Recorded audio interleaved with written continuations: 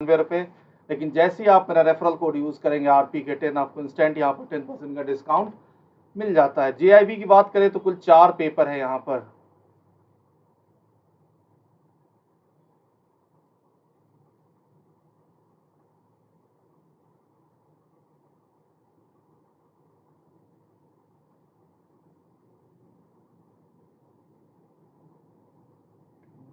पहला पेपर है Indian economy and Indian financial system, paper 2 है principle and practices of banking, paper 3 है यहाँ पर accounting and financial management for bankers, and paper 4 है retail banking and wealth management.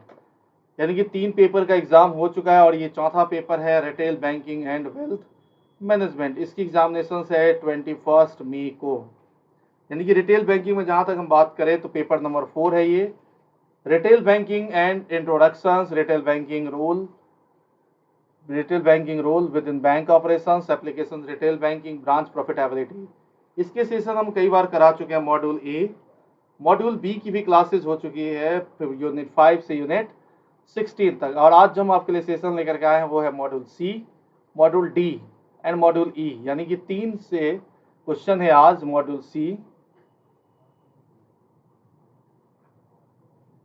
सी, जिसमें कि पूरे के पूरे मार्केटिंग सेक्शन के बारे में पढ़ते हैं हम लोग, और जो मॉड्यूल डी है जिसमें कि वेल्थ मैनेजमेंट है, और मॉड्यूल ई है additional reading material on home loans. यानी कि मॉड्यूल सी में हम लोग 17 नंबर से शुरू करेंगे और ई जो है मॉड्यूल ई यहाँ पर 30 नंबर तक पहुँचेंगे। ठीक है, तो सभी लोग सेशन को लाइक कर लीजिएगा, शेयर कर लीजिएगा।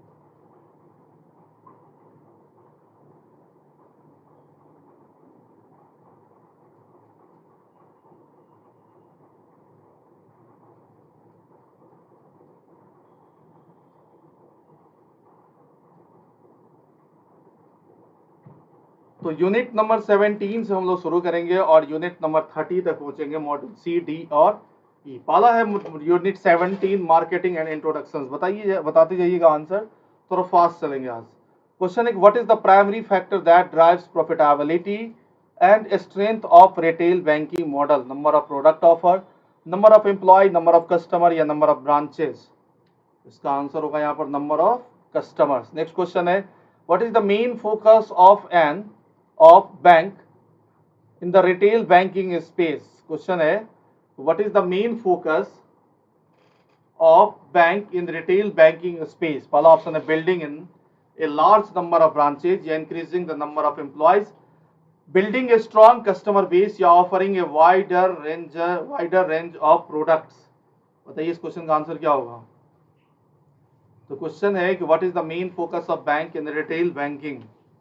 इसका आंसर होगा building a strong customer base, building a strong customer base. सभी लोग सेशन को लाइक कर लीजिएगा और शेयर कर लीजिएगा। और आज हम यूनिट 17 से यूनिट 30 तक का क्वेश्चंस लेकर के आए हैं। यूनिट 17 आपका शुरू होता है मॉड्यूल सी से, तो module C plus D plus E, यानी कि 3 सेशन के क्वेश्चन है। मॉड्यूल ए और बी पर बहुत सारा सेशन हम करवा चुके हैं ऑलरेडी।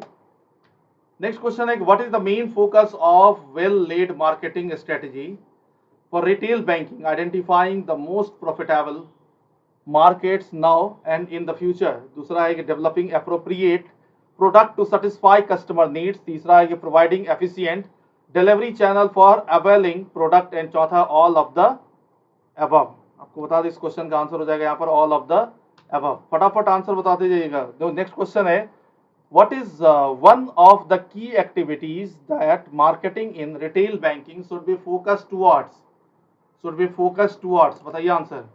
पहला ऑप्शन है यहाँ पर कि building strong relationship with stakeholder, दूसरा है कि डेवलपिंग न्यू प्रोडक्ट रेगुलरली, तीसरा है offering a wide range of service, and चौथा है आइडेंटिफाइंग कस्टमर्स नीड, बताइए आंसर।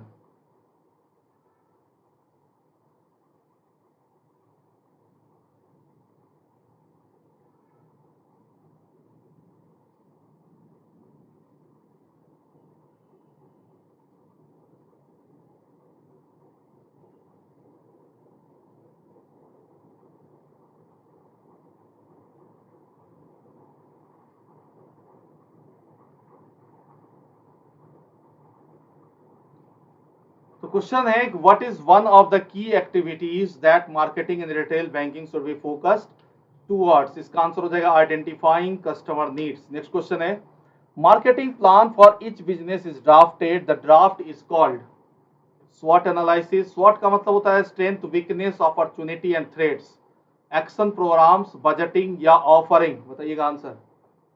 फिर से बता दें कि जो लोग लेट से जुड़े हैं, आज retail banking and wealth management की क्लासेस हैं।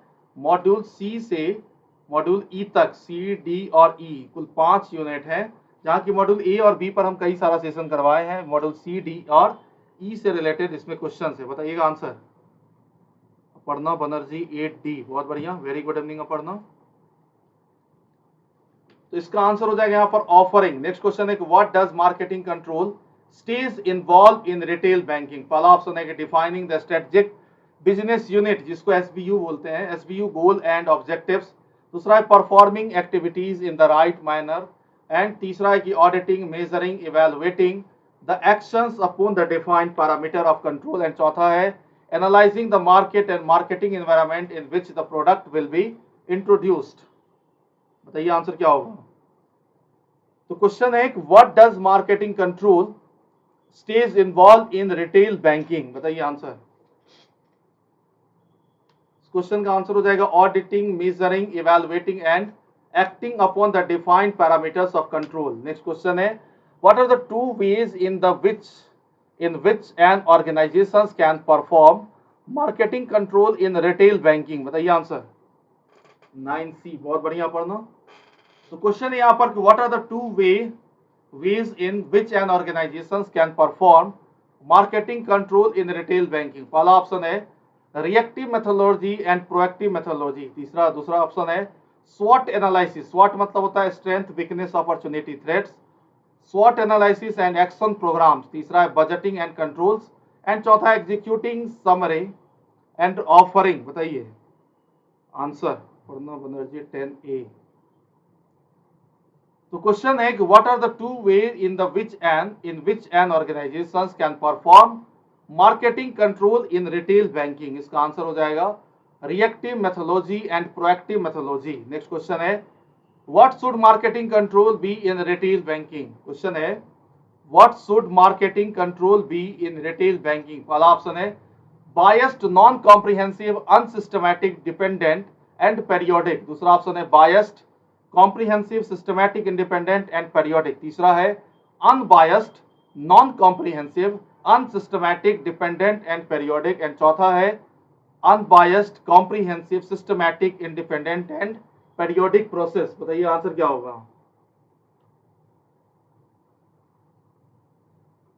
क्वेश्चन है आपके स्क्रीन पर, बताइएगा आंसर। अपर्णा बनर्जी 11D, बहुत बढ़िया। तो क्वेश्चन था what should marketing control be in retail banking, इसका आंसर हो जाएगा unbiased, comprehensive, systematic, independent and periodic process. Next question है यहाँ पर विच stage of the marketing process, which stage of the marketing process focuses on answering the questions who, where, when and how, who, where, when and how for the offering, marketing analysis या marketing planning या implementations या control, बताइए answer क्या होगा। Question है आपके screen पर, फटाफट आंसर बताते जाइए सभी लोग।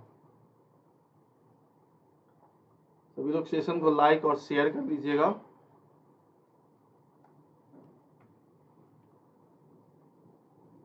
तो क्वेश्चन है यहाँ पर कि which stage of marketing process focuses on answering the questions who, where, when and how. इसका आंसर हो जाएगा यहाँ पर मार्केटिंग इम्प्लीमेंटेशन। ठीक है। नेक्स्ट क्वेश्चन है कि which of the following is not, देखो नॉट लगा हुआ है, बताइए। One of the fundamental ingredients of an effective marketing mix in retail banking, product, price, peoples या प्रॉफिट। बताइए आंसर क्या होगा। तो जो लोग लेट से जुड़े हैं उनको बता दें कि ये retail banking and wealth management का सेशन है। मॉड्यूल ए और बी पर बहुत सारा डिस्कशन हुआ। टोटल जो है रिटेल बैंकिंग में कुल 5 मॉड्यूल हैं। ठीक है। पहला हम लोग पढ़ते हैं रिटेल बैंकिंग इंट्रोडक्शंस के बारे में, बी पढ़ते हैं हम लोग रिटेल प्रोडक्ट के बारे में, तीसरा C number marketing and wealth management के बारे में डी में, और additional material on home loans पढ़ते हैं ई में। यहाँ जो सेशन है वो है सी, डी और ई, मॉड्यूल सी, मॉड्यूल डी और मॉड्यूल ई के सेशन है। अपर्णा बनर्जी, प्रॉफिट, बहुत बढ़िया। इसका आंसर हो जाएगा प्रॉफिट। 7P का कॉन्सेप्ट जानते होंगे आप। नेक्स्ट क्वेश्चन है कि how are retail banking product defined. पहला ऑप्शन है as anything that is desired by a banker, desired by the banker. दूसरा यहाँ पर कि as anything that is desired by the customer. तीसरा है कि as anything that has the capacity to provide satisfactions to the banker।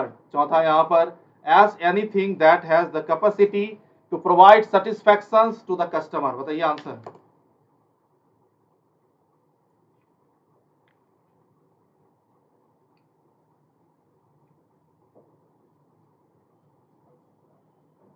तो question है कि how are retail banking product defined. बताइए आंसर।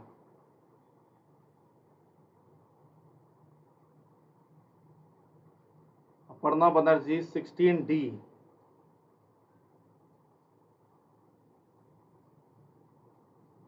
सभी लोग सेशन को लाइक कर लीजिएगा, शेयर कर लीजिएगा।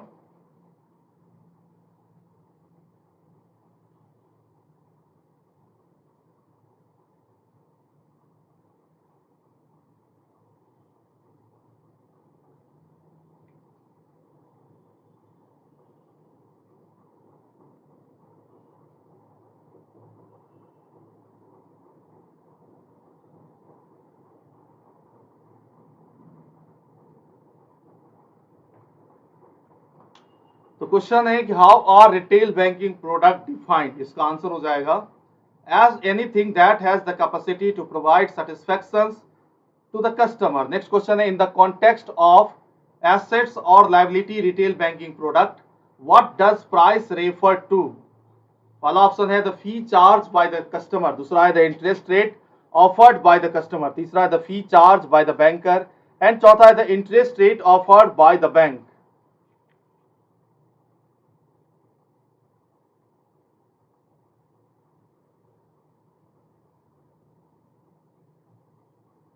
क्वेश्चन है कि इन the context of assets,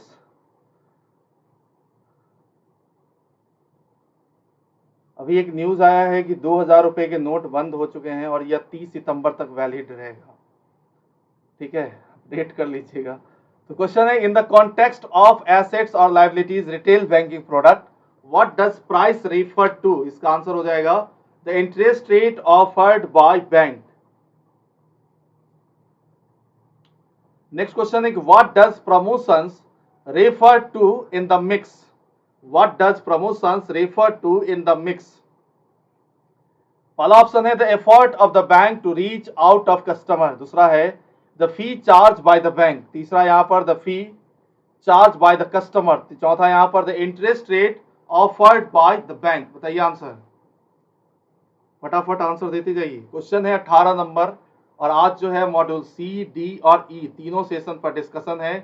classes कम से कम 3 आवर्स चलेगी, तो सेशन में बने रहिएगा सभी लोग।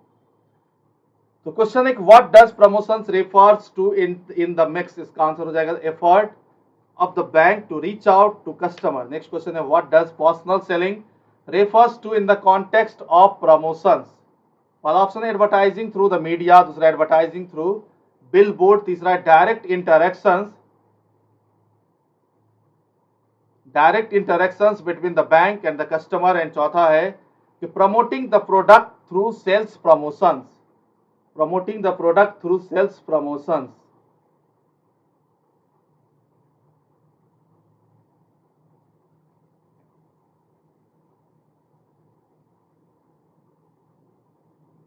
Question is, what does personal selling refers to in the context of promotions?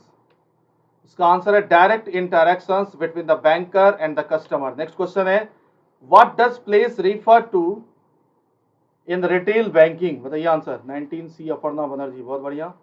पहला ऑप्शन है the people who are doing in the marketing. दूसरा है the locations of the branch and where the services were delivered. तीसरा यहाँ पर the place where the bank is offering its product. And चौथा है the fee charge of bank is charging for offering the different services. बताइए. Actually किसी note का बंद होना या नया नोट छपना, जिसे बोलते हैं हम लोग डीमोनेटाइजेशन, ठीक है, विमुद्रीकरण. जब बाजार में जब ब्लैक मनी, मतलब कहने का मीनिंग या तो जाली नोट ज्यादा हो जाए तो नोट के प्रारूप को बदल देते हैं हम लोग, इसे कहते हैं डीमोनेटाइजेशन. लेकिन ये जो नोट बंद हो जाता है, एक्चुअल में इसका मीनिंग मैंने आपको बताया था इंडियन इकोनॉमी वाले चैप्टर में. एक्चुअल में होता क्या है कि लीगल टेंडर वैल्यू खत्म कर दी जाती है, और इंडिया में जो भी करेंसी नोट है सब के सब लीगल टेंडर मनी है.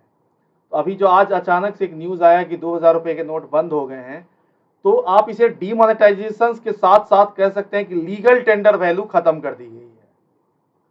तो क्वेश्चन है कि what does place refer to in retail banking? इसका आंसर हो जाएगा the place where the bank is offering its product. Next question, paper number 4 unit 18. देखो 17 खत्म हो गया, 18 पे आ गए हम लोग, और 30 तक जाना है, तब जाकर के मॉड्यूल सी, डी और ई कवर हो जाएगा. Delivery channel in retail banking. पहला क्वेश्चन है what is multi channel distribution in retail banking? बताइए आंसर. पहला ऑप्शन है the use of only direct channel for customer experience. दूसरा है the use of only remote channel for customer experience. And तीसरा है the practice of offering different channel for customer experience. And चौथा है the practice of limiting the number of channel for customer experience. बताइएगा answer. तो question है what is multi channel distribution in retail banking? बताइए answer. 20B Aparna Banerjee, बहुत बढ़िया. सभी लोग बताइएगा आंसर. और आज रिटेल बैंकिंग आधा सिलेबस लगभग खत्म हो जाएगा. मॉड्यूल सी, डी और ई खत्म. तो ए और बी भी हो चुका है, आधा हो चुका है खत्म. जो बचा था आज खत्म हो जाएगा, और कल के सेशन में बस रिवीजन.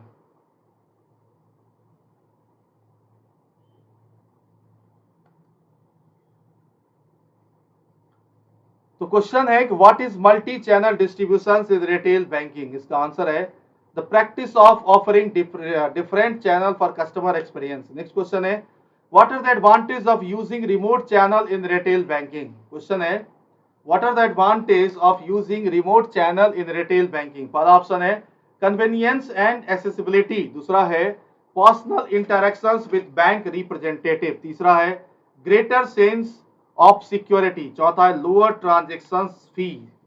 बताइए आंसर क्या होगा.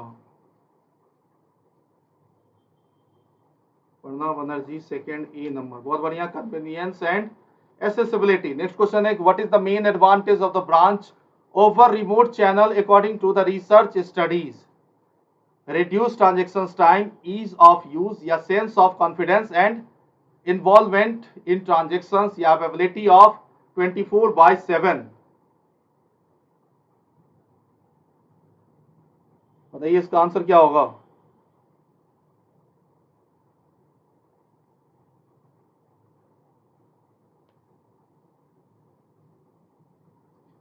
तो क्वेश्चन है कि what is the main advantage of branch over remote channel according to research studies? बताइए इसका आंसर क्या होगा.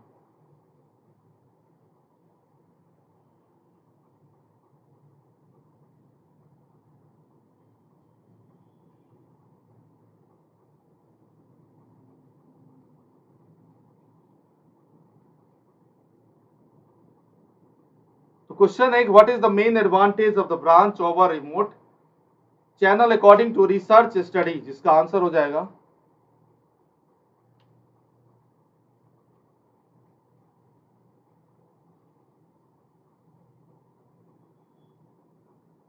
Probability of 24 into 7. Next question, what is the main advantage? बिल्कुल 4D. Next question is, what is the main advantage of explaining product and services to customer directly in the branch? पहला option है, it reduce transactions time. दूसरा, it creates a better understanding than through another channel. तीसरा यहाँ पर to eliminate the need of human interventions. And चौथा है, it is more cost effective for the bank. बताइए answer. तो आज का सेशन जो है जिसमें कि retail banking and wealth management के मॉड्यूल सी, डी और ई तीनों कवर हो जाएगा यहाँ पर.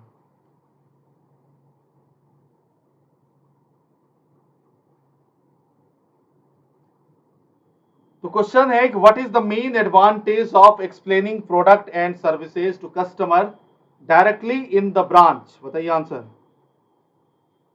Directly in the branch. इसका आंसर हो जाएगा यहाँ पर, it create a better understanding than through another channel. Next question है, what is the importance of good branch layout and ambience. पहला ऑप्शन है कि it reduce the transaction time for customer. दूसरा है कि it makes it easier for customer to use remote channel. तीसरा है कि it enhances the feel good factor among customers and strengthen and relationship with the bank. and चौथा, it is the more cost effective for the bank. बताइए answer क्या होगा. Question number 6. तो अभी जो सेशन है वो मॉड्यूल सी, डी और ई नंबर, सी, डी और ई नंबर है. कुछ क्वेश्चन छूटेगा जिसे मैं कल 1 बजे करवा दूंगा, ठीक है. तो क्वेश्चन का आंसर क्या, it enhances the feel good factor among customer and strengthen the relationship with the bank. Next question है कि how has the concept of counters in change over the years. Question है कि how has the concept of counters in change over the years. पहला option है, from lengthy counters to standardized front office. दूसरा, from standardized front office to counters with corporate color scheme. तीसरा है, from traditional counters to desk with one-to-one relationship with customers. चौथा यहाँ पर from desk to total automations of branches. बताइए answer क्या होगा.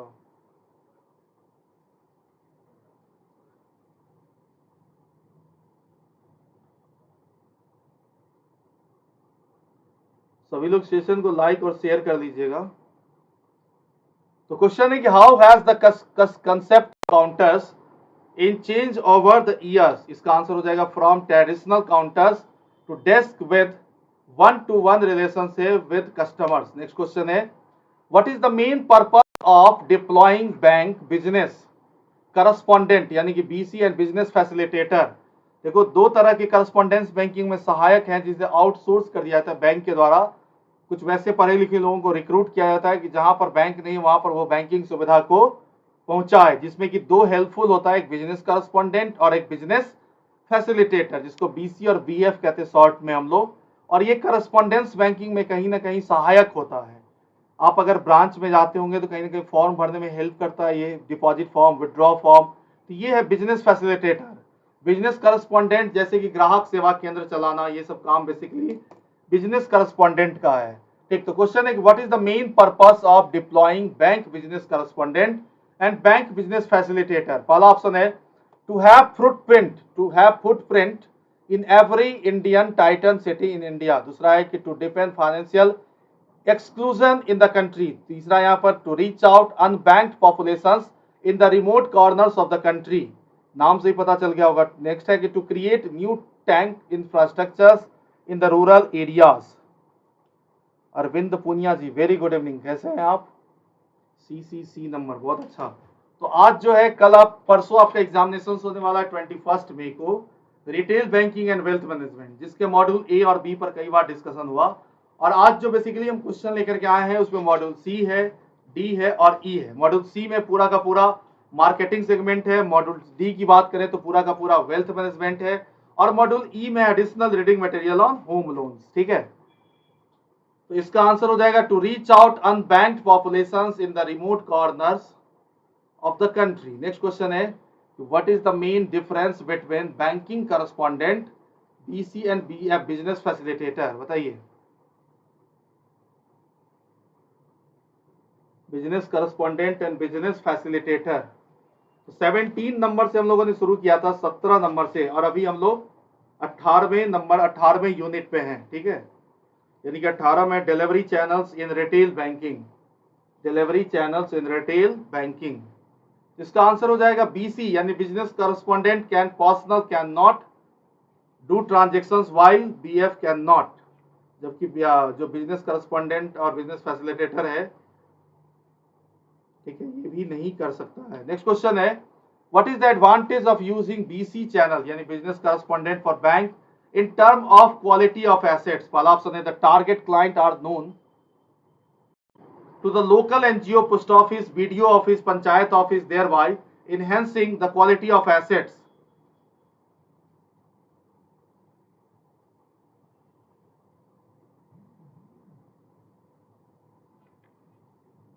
दूसरा है कि target clients are unknown which enhances the quality of assets, and तीसरा है the quality of assets remains the same irrespective of using the business correspondent channel or not, and चौथा है the quality of assets is not affected by using the BC channel. बताइए answer, मतलब business correspondent क्या होगा इसका answer.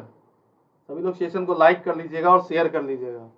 Arvind Punia जी 11A, Aparna Banerjee 11A। इसका answer हो जाएगा the target clients are known the local NGO, post office, BDO office, panchayat office, thereby enhancing the quality of assets.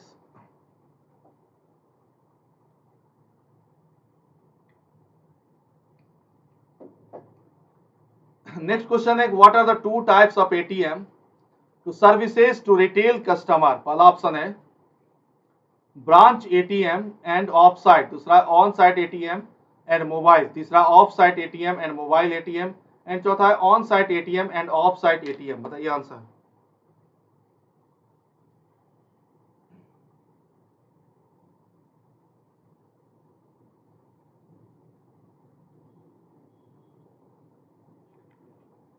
तो question है what are the two types of ATM to services to retail customer. इसका answer हो जाएगा on site ATM and off site ATM. Next question है कि what is the difference between on site ATM and off site ATM. बताइए। पहला question है कि on site ATM are for customer who live far from the branch, दूसरा है कि off site ATM are for customers branch who live near the branch, तीसरा यहाँ पर on site ATM are located at the branch premises itself, while off-site ATM are located away from the branch at convenient and busy locations. And चौथा है कि on-site ATMs provide only cash withdrawals, and while off-site ATM provide cash remittance, balance inquiry and other services. तो बताइए difference क्या है off-site ATM और on-site ATM में। अरविंद पुनिया जी CC।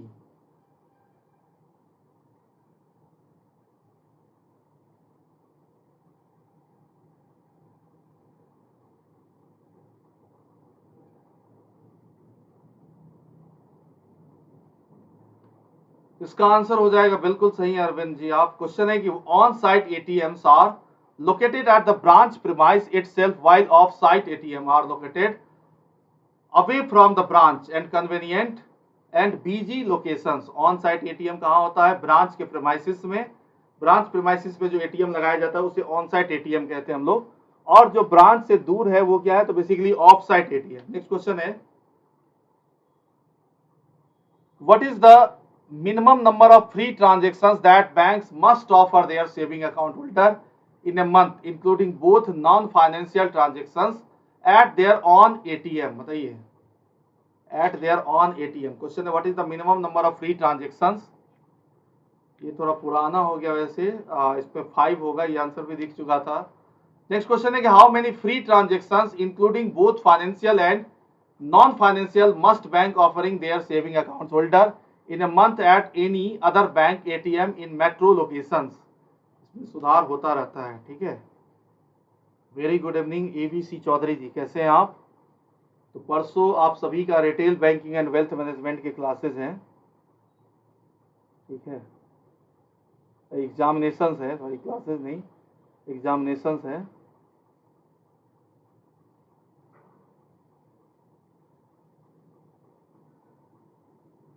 इसी के लिए हम सेशन लेकर के आज आए हैं, जिसमें कि मॉड्यूल सी, डी और ई, यानी कि कुल 5 मॉड्यूल है retail banking and wealth management में, जिसमें कि आज जो सेशन है जिसमें मॉड्यूल सी, डी और ई।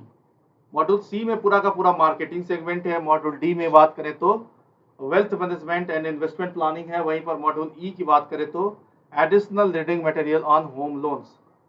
10A number ABC Chaudhary ji, बहुत बढ़िया, थोड़ा फास्ट चलिए। क्वेश्चन है कि how many free transactions including both financial and non financial must bank offer their saving account holder in a month at any other bank ATM in metro locations. इसका answer हो जाएगा total 3, जिसमें कि non banking financial companies द्वारा जो ATM लगाया जाता है व्हाइट लेवल एटीएम, वो भी इंक्लूड है। नेक्स्ट क्वेश्चन है, are customer entitled to compensation for delay in resolving complaint related to failed ATM transactions if the complaint is not lodged within 30 days of the transactions? पहला option है yes, customer are entitled to compensation even if the complaint is not lodged within 30 days of the transactions. दूसरा है no customers are not entitled to compensation if the complaint is not lodged within 30 days of the transactions. तीसरा है कि it is not clear whether customers are entitled to compensation if the complaint is not lodges within 30 days of the transaction. And चौथा है none of the above. बताइएगा answer क्या होगा। ABC Chaudhary जी number के साथ बताइएगा आंसर, ठीक है। क्वेश्चन नंबर 19 या क्वेश्चन नंबर 18, ऐसे एबीसीडी में पता नहीं चलता किसका आंसर कौन सा है।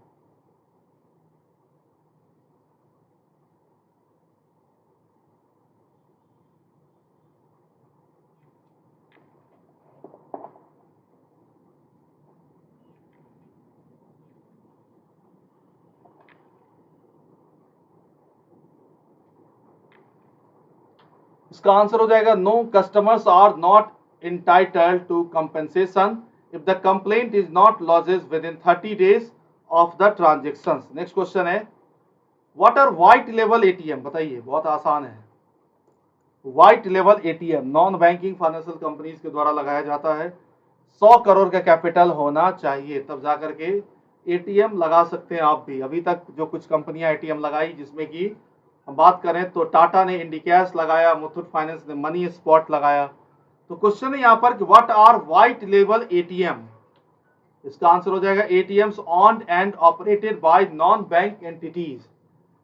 नेक्स्ट क्वेश्चन है कि why are bank increasing the number of ATM. आखिर क्या कारण है कि बैंक नंबर ऑफ एटीएम्स की संख्या बढ़ा रही है। ऑप्शन से आंसर बताइएगा। पहला ऑप्शन है यहाँ पर Arvind Punia ji B number, ABC Chaudhary D number. तो पहला ऑप्शन है to increase the cost of service delivery, दूसरा है to provide customers with a less convenient channel for transactions, तीसरा यहाँ पर to reduce the transactions cost of service delivery, and चौथा है कि टू अट्रैक्ट कॉर्पोरेट कस्टमर। बताइएगा आंसर। तो यहां पर क्वेश्चन है कि why are bank increasing the number of ATMs. Why are bank increasing the number of ATMs. इसका आंसर हो जाएगा to reduce the transaction cost of service delivery, to reduce the transaction cost of service delivery. Next question है कि what is the purpose of disabling cash retraction facilities at ATM as per RBI guidelines. बताइए answer. पहला option है to reduce transaction time at ATMs, दूसरा है to discourage attempts to tamper with the ATM, दूसरा है to prevent fraudsters from taking advantage of this facility, and चौथा है to ensure secure environment and at ATM locations.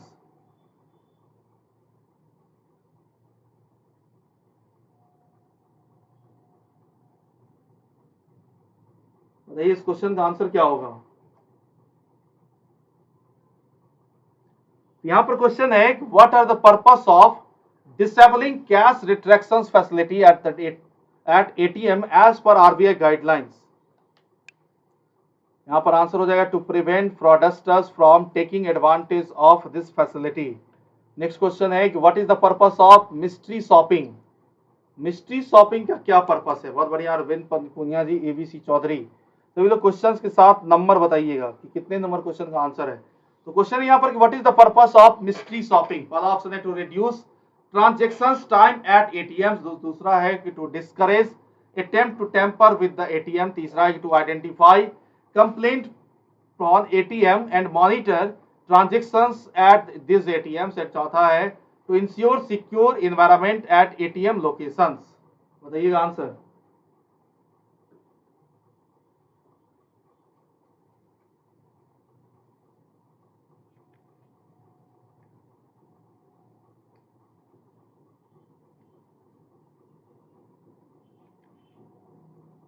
यहां पर question है what is the purpose of mystery shopping? इसका answer हो जाएगा to identify complaint from ATM and monitor transactions at this ATMs. Next question है what informations is encoded on the magnetic strip on the back of an ATM card. तो question है what information is encoded on the magnetic strip on the back of ATM card? पहला option है card number, start date and expiry date, दूसरा है card number and PIN number, तीसरा है card number, start date and user name, and चौथा है card number and user name. बताइए answer.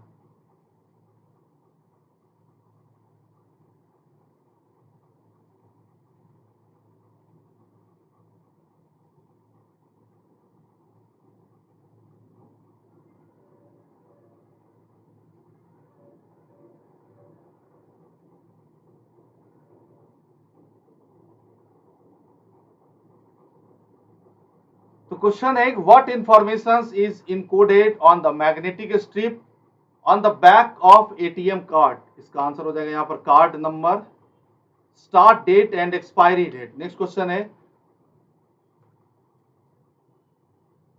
अब जो है क्या होता है कि स्टार्ट डेट, एक्सपायरी डेट और सीवीवी नंबर दिया जाता है। बहुत आसान है क्वेश्चन। तो रिटेल बैंकिंग में इसी तरह का क्वेश्चन होता है, कोई बहुत टफ क्वेश्चन नहीं होगा यहाँ, ठीक है। Aparna Banerjee 25C। Next question है how many attempt the customer allowed to enter their PIN number correctly? बताओ, ये भी रिटेल बैंकिंग क्वेश्चन हो सकता है। तो रिटेल बैंकिंग में आपको अलग से कुछ भी नहीं पढ़ना, principle practices of banking, accounts and finance management, या फिर इंडियन इकोनॉमी में जो आपने पढ़ा है उसकी पूरी की पूरी मार्केटिंग है कहीं ना कहीं, कहा तो रिटेल बैंकिंग में। तो क्वेश्चन है कि how many attempts are customer allowed to enter their PIN number correctly? बताइए आंसर। बिल्कुल थ्री टाइम्स जो है फ्री देता है, उसके बाद फिर लॉक कर दिया जाएगा एटीएम को 24 घंटे के लिए। नेक्स्ट क्वेश्चन है in what locations are cash recycling machine more cost effective than to specialized devices of dispensing and depositing? पहला ऑप्शन है यहाँ पर कि locations where the amount of cash deposit and cash withdrawal is balanced, दूसरा यहाँ पर locations where the amount of cash deposit is more than cash withdrawals, तीसरा यहाँ पर locations where the amount of cash withdrawal is more than cash deposit, and चौथा है cash recycling machine are not cost effective. बताइए answer. तो आज जो है retail banking and wealth management का सेशन में हम लेकर के आए मॉड्यूल सी, डी और ई। सी नंबर है पूरा का पूरा मार्केटिंग, डी नंबर है यहाँ पर वेल्थ मैनेजमेंट, और ई नंबर है additional reading material on home loans. A और बी से हम कई सारा क्वेश्चन पहले भी करवा चुके हैं। तो क्वेश्चन है कि in what locations at are cash recycling machine more cost effective than to specialized device of dispensing and depositing? तो इसका आंसर हो जाएगा यहाँ पर locations where the amount of cash deposit and cash withdrawal is balance. Next question है what are the two basic types of POS terminals? POS point of sale कहते हैं इसे हम लोग, पीओएस पॉइंट ऑफ सेल। जैसे ATM होता है वैसे छोटा मशीन जहां पर हम लोग ATM, debit card, credit card का स्वैप करते हैं, आपने अक्सर दुकानों में देखा होगा। ये है पॉइंट ऑफ सेल टर्मिनल। पहला ऑप्शन है cash register and computer terminals, दूसरा electronic cash register and dial up terminals, तीसरा है dial up terminal and computer terminal, and चौथा है electronic cash register and magnetic strip reader. बताइएगा answer. तो question है what are the two basic type of POS terminals?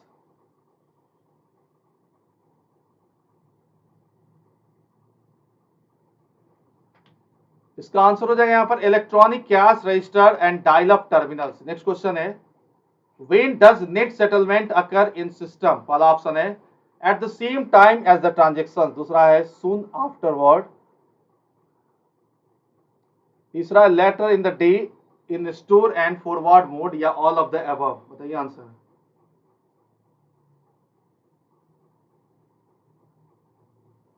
Net settlement, all of the above. Next question है what are the three types of internet service? पहला option है basic levels, intermediate level and advance level service.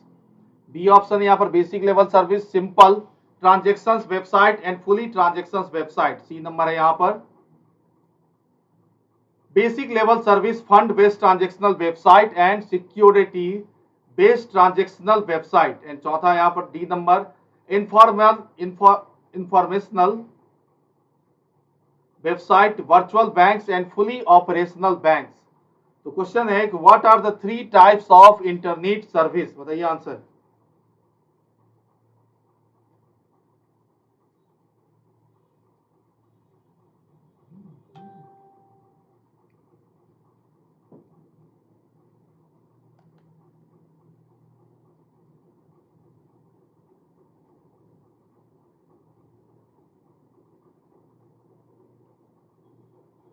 इसका answer हो जाएगा यहाँ पर basic level service, simple transaction website and fully transactional website. Next question है देखो यूनिट नंबर 17 यूनिट नंबर 18 हो गया, अब 19 पे हम लोग हैं और 30 तक पहुंचना है, तब जाकर के सी डी और ई तीनों हमारा कवर हो जाएगा retail banking and wealth management में। ठीक है, बहुत बढ़िया पढ़ना बनर्जी। 30A। नेक्स्ट क्वेश्चन है what determines delivery effectiveness in physical channel in retail banking? पहला ऑप्शन है the type of delivery model being used, दूसरा है the availability of financial services to customers, तीसरा है the individual delivering the services, and चौथा है the locations of the physical channel. बताइए the locations of the physical channel.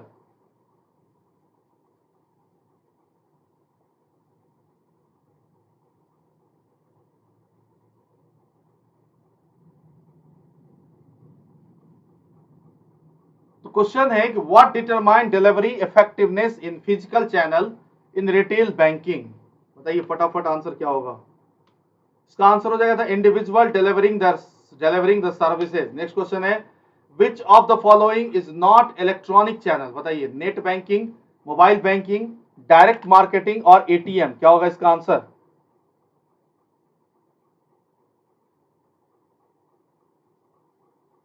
बताइए सभी लोग क्वेश्चन का आंसर क्या होगा। यहां पर क्वेश्चन है which of the following is not an electronic channel? पहला ऑप्शन है कि नेट बैंकिंग, दूसरा है मोबाइल बैंकिंग, तीसरा है डायरेक्ट मार्केटिंग एंड चौथा एटीएम। बताइए आंसर क्या होगा। इसका आंसर हो जाएगा यहाँ पर डायरेक्ट मार्केटिंग, क्योंकि क्वेश्चन में क्या था not electronic channel. Net banking, mobile banking, ATM ये सभी इलेक्ट्रॉनिक चैनल हैं। नेक्स्ट क्वेश्चन है which of the following is not one of the three important human interventions in physical channel? पहला option है internal customer staff of the branch, दूसरा है specialised marketing personal, तीसरा direct selling associates and चौथा है automated teller machine. बताइए answer क्या होगा।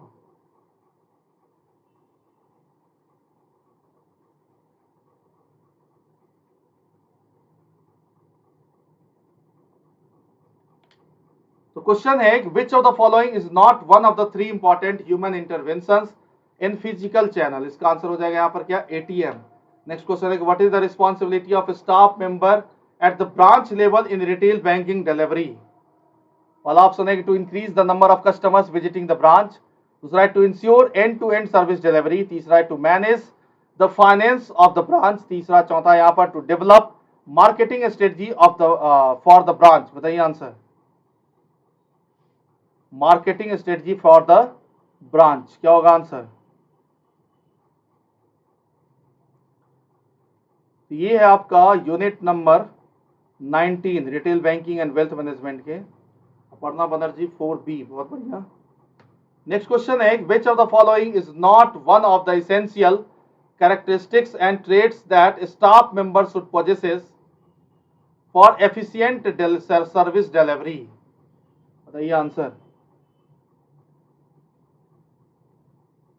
2000 के नोट बंद हो गए, लोग चले गए देखने स्टेशन से बीच से। तो पहला ऑप्शन है understanding the customers need and financial profile, दूसरा cross selling irrelevant product to customers, तीसरा है कस्टमर इंपैथी एंड चौथा understanding the bank product and services.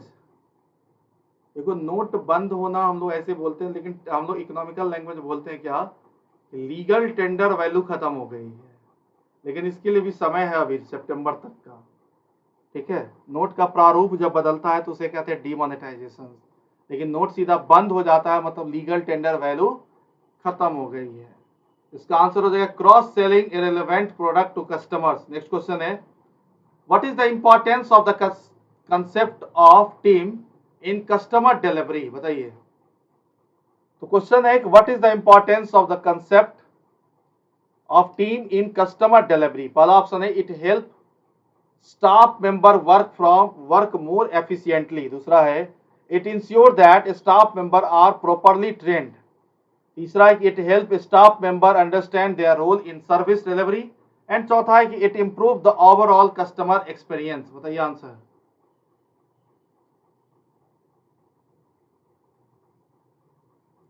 Question है आपके स्क्रीन पर, बताइए which of the following, question है कि what is the importance of the concept of team in customer delivery. इसका आंसर हो जाएगा it improve overall customer experience. Next question है what is the reason for appointing specialist marketing managers in public sector bank for retail banking marketing initiative. Question है what is the reason for appointing specialist marketing manager in public sector bank for retail banking marketing initiative. पहला option है to match their retail banking objectives and human resources available to achieve the objectives, दूसरा है to reduce the number of employ in the bank, तीसरा यहाँ पर to outsource marketing and customer acquisitions to external agencies, and चौथा है to eliminate the need for marketing in public sector bank. बताइए answer.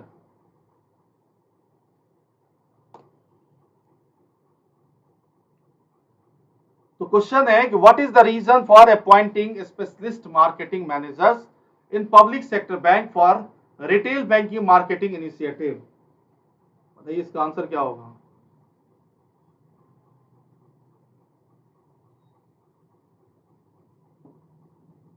तो question है what is the reason for appointing the specialist marketing manager in public sector bank for retail banking marketing initiative.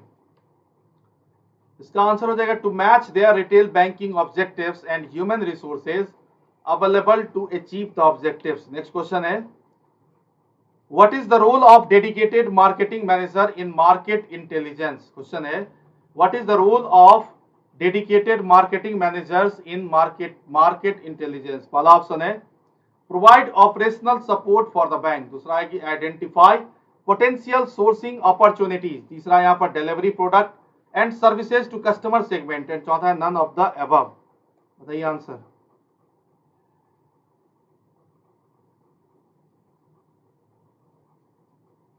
सभी लोग session को like कर लीजिएगा, share कर लीजिएगा।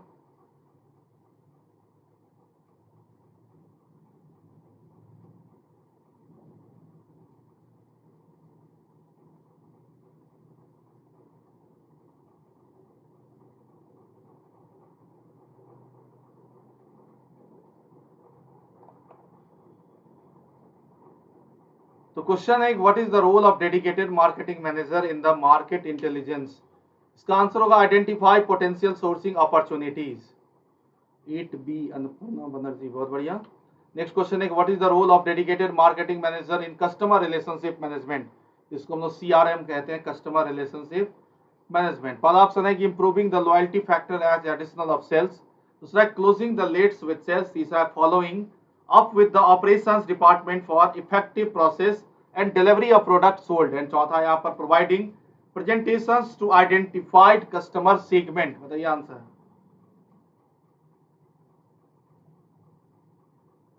इसका आंसर हो जाएगा improving the loyalty factor as additional of sales।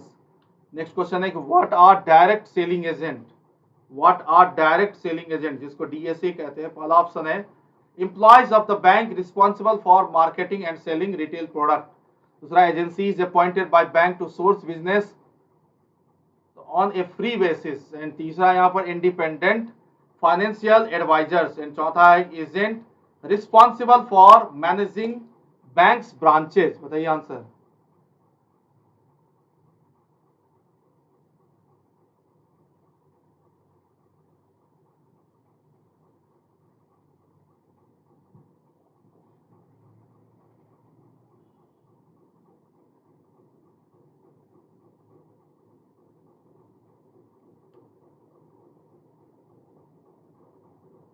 Question है कि what are direct selling agent.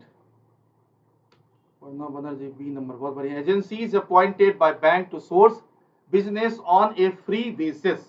Next question है what product are primarily sourced by DSA यानी डायरेक्ट सेलिंग एजेंट। पहला ऑप्शन है कॉर्पोरेट लोन एंड ओवरड्राफ्ट, दूसरा investment product, तीसरा credit card and retail loans, and चौथा insurance product. बताइए answer क्या होगा।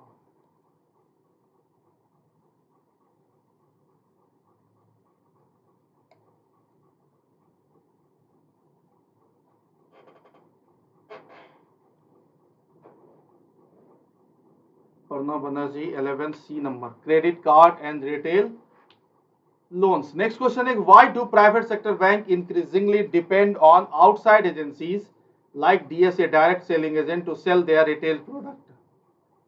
ठीक है, रिटेल प्रोडक्ट्स को बढ़ाने के लिए कहीं ना कहीं आउटसाइड एजेंसी यानी कि आउटसोर्स डायरेक्ट सेलिंग एजेंट को हायर भी किया जाता है रिटेल प्रोडक्ट को सेल करने के लिए। तो पहला ऑप्शन है कि they have limited branch network, दूसरा है कि they want to reduce the cost of delivery of services, तीसरा है कि they do not have dedicated marketing teams, and चौथा है कि they want to provide better customer service। बताइएगा आंसर।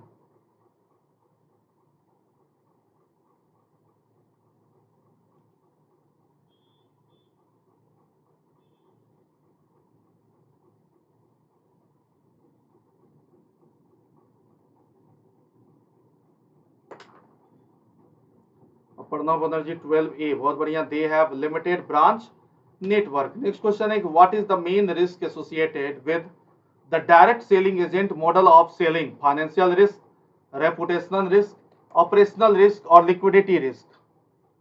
मेन रिस्क क्या होता है डीएसए मॉडल में, क्योंकि डीएसए मॉडल में डायरेक्ट सेलिंग एजेंट आप बाहर से हायर करते हैं, ठीक है। तो मेन रिस्क क्या है।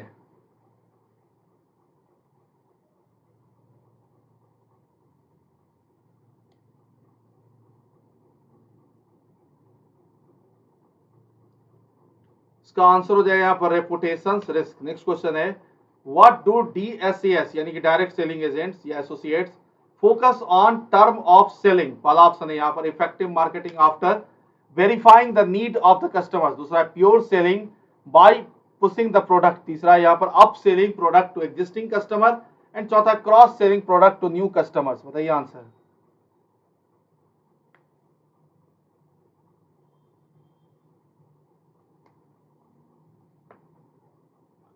तो क्वेश्चन है कि what do direct selling agents focus on the term of selling. इसका आंसर हो जाएगा pure selling by pushing the product. Next question देखो, अभी तक 17 नंबर यूनिट 18 19 खत्म हो चुका है, हम लोग 20 पे आ गए हैं और हम लोग को 30 तक चलना है, यानी 17 से अगर 30 तक हम कवर करते हैं यूनिट, तो मॉड्यूल के मामले में अगर हम देखें तो मॉड्यूल सी, डी और ई तीनों कवर हो जाएगा। सी में पूरा marketing questions, D wealth management और ई जो है वो direct additional rating material on home loans. तो जो यूनिट नंबर 20 है वो है customer relationship management in retail banking. Question है what is the primary objective of bank in present day competitive environment.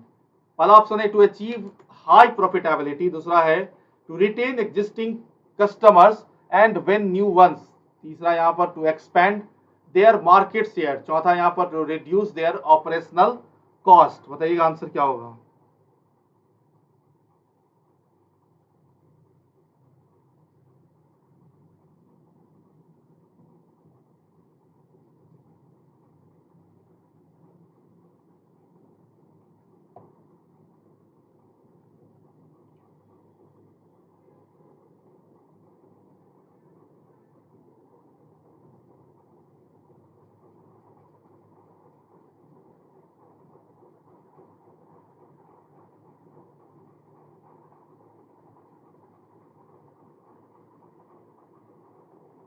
बताइए क्वेश्चन का आंसर क्या होगा? 1B। बहुत बढ़िया आप पढ़ना। इसका आंसर हो जाएगा to retain existing customer and win new one. Next question है which distinguish better bank in competitive banking environment. पहला ऑप्शन है यहाँ पर quality of customer service and speed of delivery. दूसरा है कि their size and number of branches. तीसरा है कि their investment in technology and चौथा है देयर प्रॉफिटेबिलिटी। बताइए आंसर।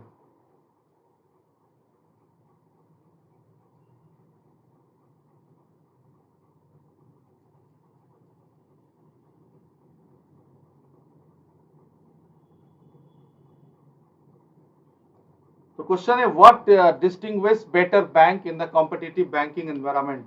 इसका आंसर होगा quality of customer service and speed of delivery. Next question है what is the buyers market in banking service. पहला ऑप्शन है कि market where customer have to power to influence price and demand, prices and demand. दूसरा है कि market where banks compete to buy and sell financial product with each other. तीसरा यहाँ पर market where customers are not interested in buying banking services and चौथा यहाँ पर कि market where bank have the power to influence price and demand. बताइए इसका answer क्या होगा? पढ़ना बनर्जी, सेकंड ए नंबर। बहुत बढ़िया।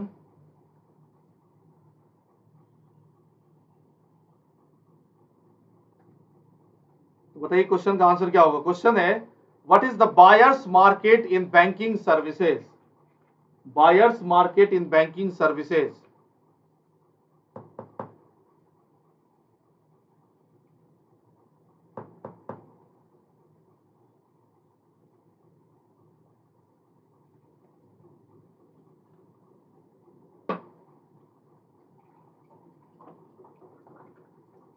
बताइए इस क्वेश्चन का आंसर क्या होगा? क्वेश्चन है what is the buyers market in banking services. देखो बायर्स मार्केट का मतलब क्या होता है? दो तरह के मार्केट होते हैं, एक बायर्स मार्केट और एक सेलर मार्केट। तो बायर्स और सेलर्स में डिफरेंस क्या है आप इसको समझिए। जैसे अगर प्रोडक्ट जो है वो मार्केट में ज्यादा हो, एक खरीदार कम है, इस केस में क्या होता है? दो कंडीशन है, प्रोडक्ट ज्यादा होता है और खरीदार कम है, यानी कि प्रोडक्ट की वैल्यू क्या हो जाएगी? घट जाएगी। और खरीदार के पास क्या होता है? जो खरीदने वाला बायर्स है उसके पास एक तरह से कहें तो बार्गेनिंग के ये चांसेस होते हैं। तो ये जो मार्केट है ये है बायर मार्केट। सेलर मार्केट में क्या होता है कि प्रोडक्ट कम होता है और खरीदार ज्यादा होता है। तो उस कंडीशंस में जो सेलर होता है उसके पास ये पावर होता है कि वो प्रोडक्ट की वैल्यू को बढ़ा दे। तो बायर्स मार्केट का मतलब प्रोडक्ट अवेलेबल बहुत ज्यादा है और बायर्स के पास राइट है किस चीज का? बार्गेनिंग का। ये बायर्स मार्केट है। तो क्वेश्चन है what is the buyers market in banking services. Market where customer have the power to influence price and demand. बहुत बढ़िया, third A Aparna Banerjee. Next question है what is the primary objective of customer relationship management. Customer relationship management. और अभी हम retail banking and wealth management शुरू किए थे जो कि यूनिट नंबर 17 मॉड्यूल सी से शुरू हुआ था और अभी हम लोग 20 पे चले गए हैं, 30 तक कवर करना है। कस्टमर रिलेशनशिप मैनेजमेंट जो है ये आपका यूनिट नंबर 20 है। तो क्वेश्चन है what is the primary objective of customer relationship management. तो इसका आंसर होगा to provide the organizations with a complete view of the customers. ठीक है। नेक्स्ट क्वेश्चन है सीआरएम यानी कस्टमर रिलेशनशिप मैनेजमेंट का डेफिनेशन क्या है? बताइए। वर्णा बनर्जी 4B नंबर। बहुत बढ़िया।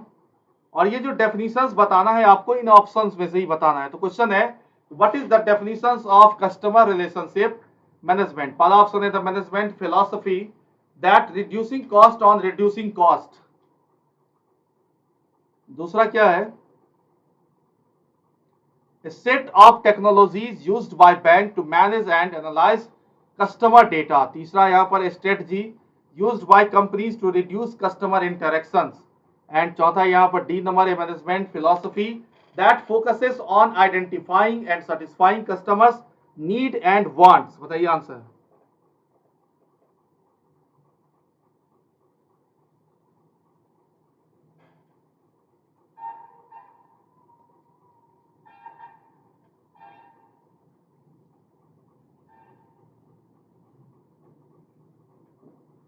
तो क्वेश्चन है what is the definitions of customer relationship management. इसका आंसर होगा A management philosophy that focuses on identifying and satisfying customer needs and wants. बहुत बढ़िया, 5 का बी नहीं डी नंबर होगा. नेक्स्ट क्वेश्चन है what are the 3 element of customer relationship management CRM. पहला option है यहाँ पर कि प्रोडक्ट सर्विस एंड डिलीवरी. दूसरा ऑप्शन है कस्टमर रिलेशनशिप एंड मैनेजमेंट. तीसरा ऑप्शन है satisfactions, retentions and growth. And चौथा ऑप्शन है यहाँ पर मार्केटिंग, सेल्स एंड प्रमोशंस. बताइए आंसर. तो क्वेश्चन है what are the 3 element of customer relationship management. Customer relations management 6B number. बहुत बढ़िया. Customer relations and management. देखो जो CRM का जो डेफिनेशन है ना वही इसका एलिमेंट है. पहला कस्टमर, दूसरा रिलेशनशिप, तीसरा मैनेजमेंट. नेक्स्ट क्वेश्चन है what is the goal of customer relationship management in retail banking. पहला ऑप्शन है to increase the profitability of the bank. दूसरा है to offer a wide range of product of to customer. तीसरा है to have 360-degree view of the customers and their profile. and चौथा है to reduce the number of customer in the bank. बताइए answer.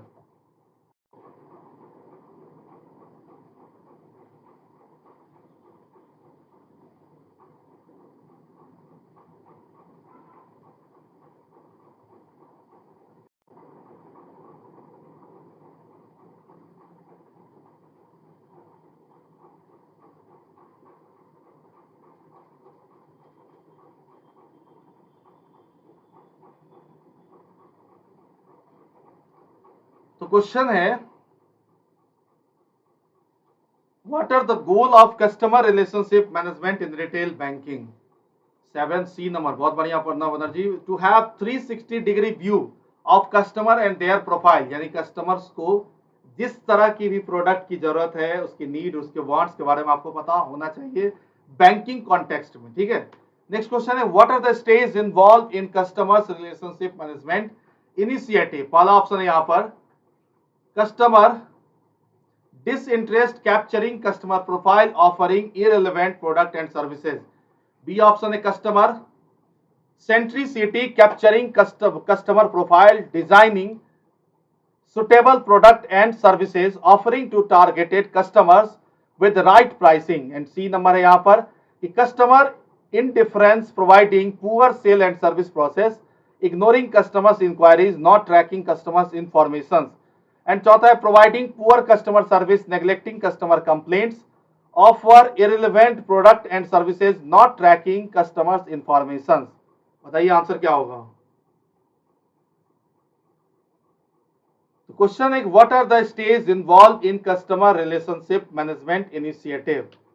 इसका answer हो जाएगा यहाँ पर. देखिए customer centricity, capturing customer profile, designing suitable product and services, offering to target customers with right pricing. next question है what is the importance of tracking customer information in customer relationship management. पहला option है यहाँ पर to ignore customer need and complaint. दूसरा है कि to design irrelevant product and services.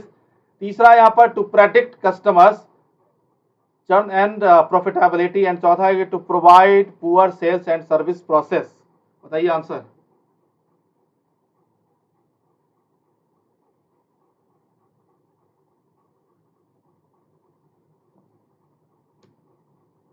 C number answer होगा यहाँ पर. नेक्स्ट क्वेश्चन है what is the role of technology customer relationship management in retail banking. बताइए. पहला ऑप्शन है कि to increase competition in the industry. दूसरा है कि to decrease the importance of fee based income. C number है to achieve business synergy and optimisation of resources. And D number है कि to minimise response time to customers inquiries and requirements. बताइए answer.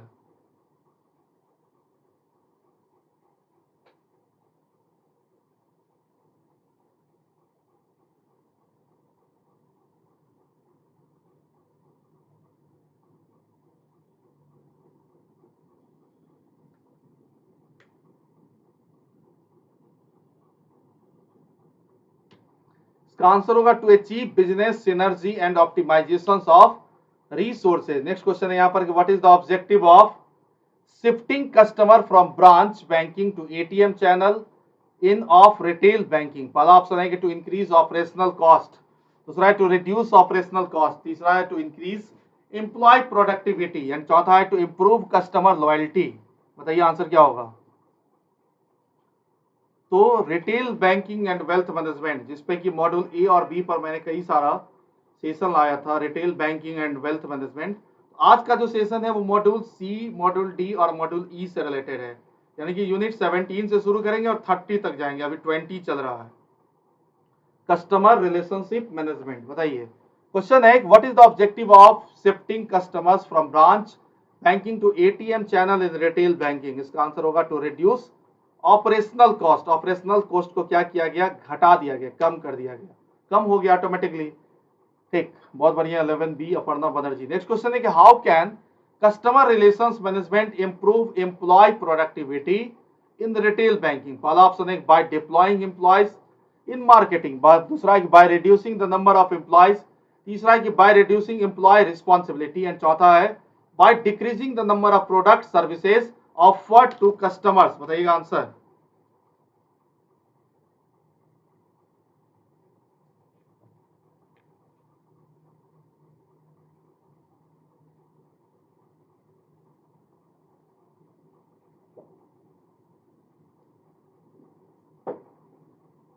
तो question है कि how can customer relations management improve employ productivity in retail banking.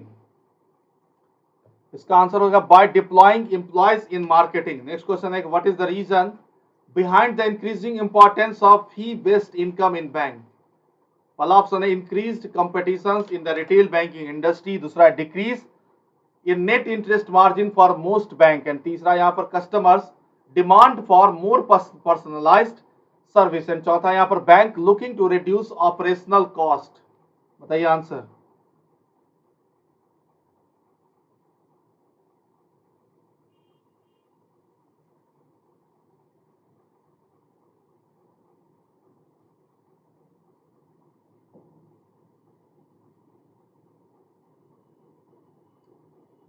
तो question है what is the reason behind the increasing importance of fee based income in banks. इसका answer हो जाएगा decreasing in net interest margin for most bank. Next question है what is the most common way banks generate fee based income through third party distribution. पहला option है selling stock and bond, दूसरा है marketing of insurance product, तीसरा है offering loan and mortgages and चौथा है providing financial advice and consultations.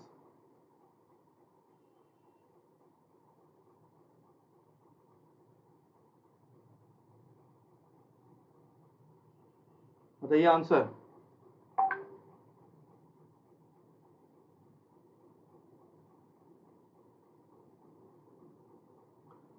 तो question है what is the most common way banks generate fee based income through third party distributions. इसका answer होगा marketing of insurance product. Next question है how can customer relations management solutions help bank enhance customer loyalty and retentions in terms of delivery channel efficiency होगा यहाँ पर। पहला option है कि by offering a mix of physical and remote channel to customer, तीसरा दूसरा है by increasing the number of physical branches in different regions and तीसरा है by providing more traditional banking services and चौथा है by reducing fee and charges for certain services. बताइए answer.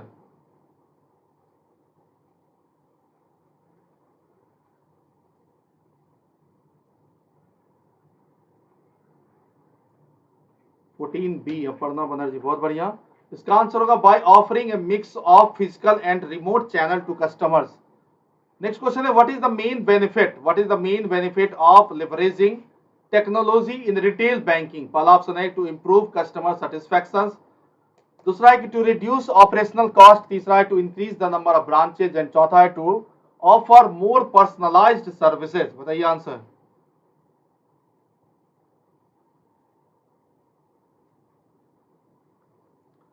तो question है कि what is the main benefit of leveraging technology in the retail banking. 15A 16B, बहुत बढ़िया पढ़ना। इसका आंसर होगा by to reduce operational cost. Next question है what are the two important tool critical for any meaningful customer relationship management जिसको CRM कहते हैं, mobile banking and internet banking, data mining और data warehousing, cross selling and up selling, customer segmentation and targeting. बताइए। Cross selling हम बता चुके थे कि एक प्रोडक्ट के साथ दूसरा प्रोडक्ट भी सेल कर देना। अप सेलिंग में कोई वैसा प्रोडक्ट सेल कर देना जो कि कस्टमर के लाइफ में चेंजेस ला दे, लाइफ स्टाइल सुधार दे। बाइक लोन लेना है, कार लोन दे दिए, that is up selling. Saving account के साथ इंश्योरेंस प्रोडक्ट सेल कर देना, क्रॉस सेलिंग। अब जैसे इन जनरल मार्केट में देखें तो कोई बाइक खरीदते हैं, उसके साथ उसके डिक्की दे दी जाती है या कुछ अलग से उसके पार्ट्स दे दिए जाते हैं, वो भी क्रॉस सेलिंग है। तो बैंकिंग कॉन्टेक्स्ट में देखें तो सेविंग अकाउंट वाले को क्रेडिट कार्ड सेल कर देना, ये भी एक क्रॉस सेलिंग है। तो क्वेश्चन है कि what are the two important tool critical for any meaningful customer relationship management? इसका आंसर हो जाएगा data mining and data warehousing. Next question है कि what kind of information can customer relations management system give about customers? पहला option है कि information on customers, persons relationship. दूसरा है कि information of customer, job history, purchase history. तीसरा है कि information on customers, purchase history and buying preference. तीसरा चौथा यहाँ पर information on customer, hobbies and interest. बताइए आंसर।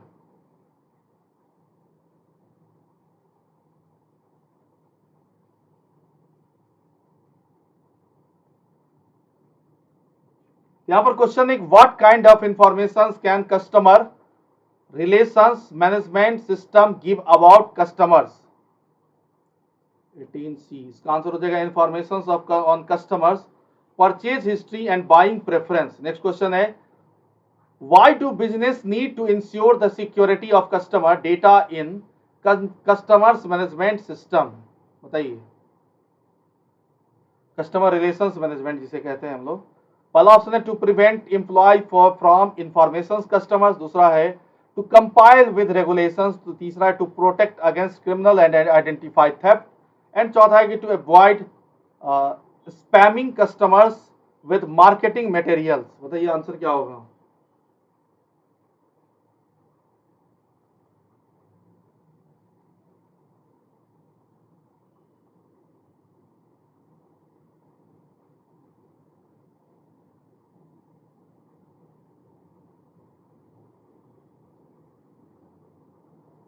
थोड़ा फास्ट आंसर दीजिएगा।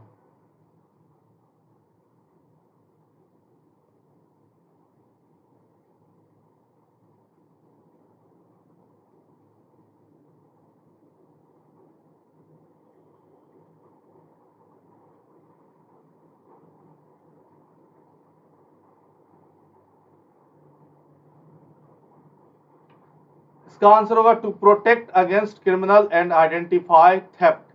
नेक्स्ट क्वेश्चन है what are the main functions of customer relations management? पहला ऑप्शन है storing inventory information and tracking sales. दूसरा है कि automating human resources task. And तीसरा है कि recording customers interactions and managing customers information. And चौथा है कि managing financial transactions and budget. बताइए आंसर।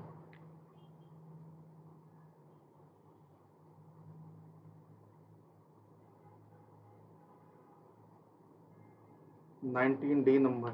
इसका आंसर हो जाएगा recording customers interactions and managing customers information. बहुत बढ़िया। 20C नंबर अब पढ़ना। नेक्स्ट क्वेश्चन है what is the purpose of geo location technology in customer relationship management software? Geo location. पहला ऑप्शन है to reduce tedious aspect of a contact centre agent job. दूसरा यहाँ पर to track all contact and follow ups between sales person and customer. तीसरा है to create geography marketing company campaign based on customer physical locations. To create geographic marketing campaign based on customers physical locations and to automate repetitive tasks and enhance marketing efforts to customer। बताइए answer. तो यहां पर question है कि what is the purpose of geo location technology in customer relationship management software? Customer relationship management software. इसका answer हो जाएगा to create geographic marketing campaign based on customer physical locations. Next question है यहां पर कि what is the importance of studying the particular spending habits of customer in customer relationship management, पहला option है to categorise customers into profitability tiers, and दूसरा है to optimise the manufacturing process, तीसरा यहाँ पर to optimise the finance structure, and चौथा है to optimise employ performance. बताइएगा answer.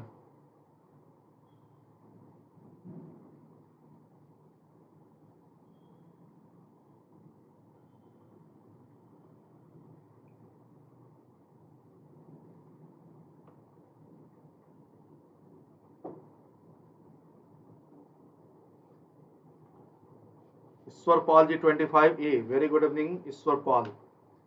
To categorise customers into profitability tiers, आप सभी को बता दें कि रिटेल बैंकिंग वेल्थ मैनेजमेंट, अभी तक हम लोग मॉड्यूल ए मॉड्यूल बी बहुत सारा क्लासेस किए, तो आज जो सेशन है मॉड्यूल सी डी और ई से, यानी कि यूनिट की बात करें तो यूनिट 17 से यूनिट 30 तक का टारगेट है, ठीक है।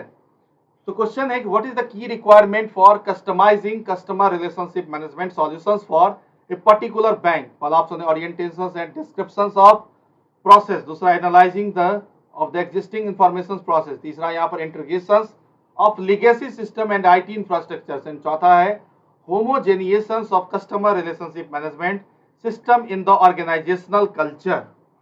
बताइए answer.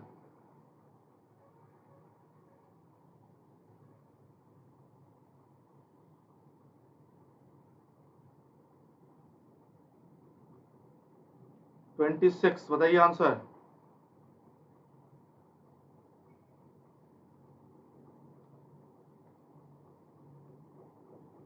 Ishwar Paul 26 B number.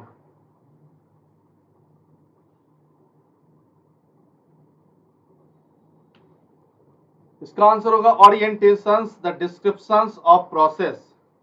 Next question है what is the focus of customer relationship management CRM implementations in the information system of retail bank, पहला ऑप्शन है रीइंफोर्समेंट रेदर देन रिप्लेसमेंट, दूसरा है complete replacement of the existing system, तीसरा है building a completely new IT infrastructure from scratch, and चौथा है none of the above. बताइए answer.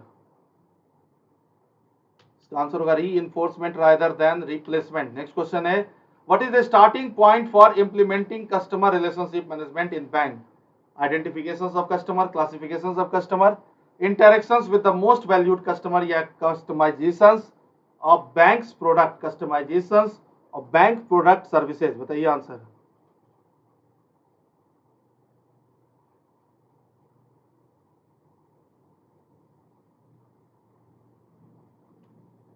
इसका आंसर हो जाएगा identifications of customer. Next question है why is it important for banks to build a repository for customer data. Question है यहाँ पर why is it important for banks to build a repository of customer data, पहला option है to track employ performance, दूसरा है कि to monitor customer complaint, तीसरा है कि to compile with legal regulations, and चौथा यहाँ पर D number to structure the customer relations management system. बताइए answer.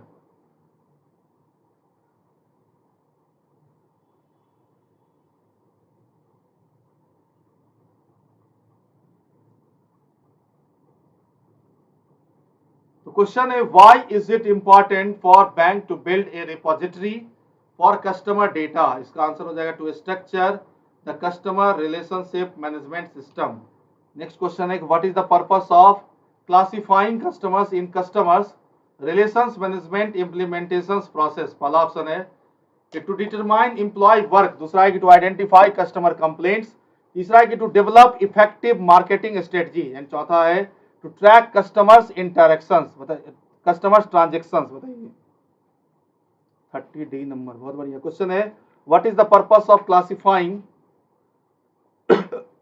Customers in the CRM implementation process. बताइए आंसर।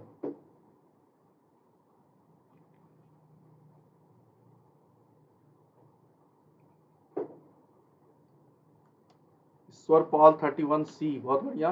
इसका आंसर होगा to develop effective marketing strategies.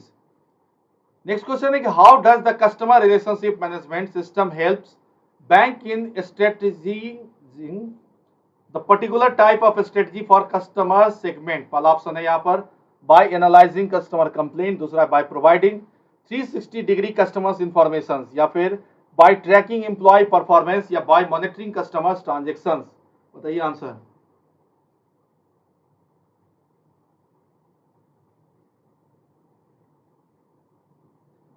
CRM का मतलब ही होता क्या है कस्टमर रिलेशनशिप मैनेजमेंट में, कस्टमर्स के पूरा एक चारों तरफ मतलब कि कितने तरह की नीड है बैंकिंग कॉन्टेक्स्ट में, उसे 360 डिग्री यानी कि 360 डिग्री कस्टमर्स इंफॉर्मेशन की बात होती है, किसमें? सीआरएम में।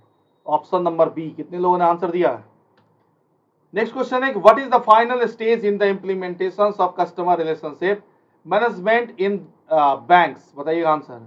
पहला ऑप्शन है interactions with the most valued customer, दूसरा है क्लासिफिकेशन ऑफ कस्टमर, तीसरा customisation of bank product and services, चौथा आइडेंटिफिकेशन ऑफ कस्टमर्स। बताइए आंसर।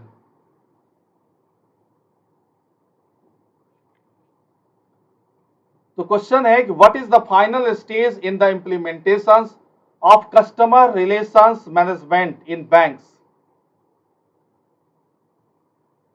इसका आंसर हो जाएगा यहाँ पर customisation of bank product and services. Next question है यहाँ पर, which of the following is not a benefit of CRM यानी customer relations management implementation in retail banking? पहला ऑप्शन है इंप्रूव्ड कस्टमर सेटिस्फैक्शन, दूसरा increase share of wallet from the customers, तीसरा है यहाँ पर सी नंबर रिड्यूस्ड और ये operational efficiencies of the bank, and चौथा है कि better relationship marketing through customer segmentation.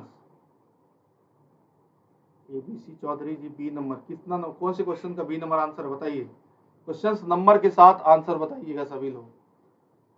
तो नॉट लगा हुआ क्वेश्चन है, पहले तो ध्यान दीजिए, जहां भी नॉट लगा हो वहां पर सारे ऑप्शंस को ध्यान से पढ़िएगा।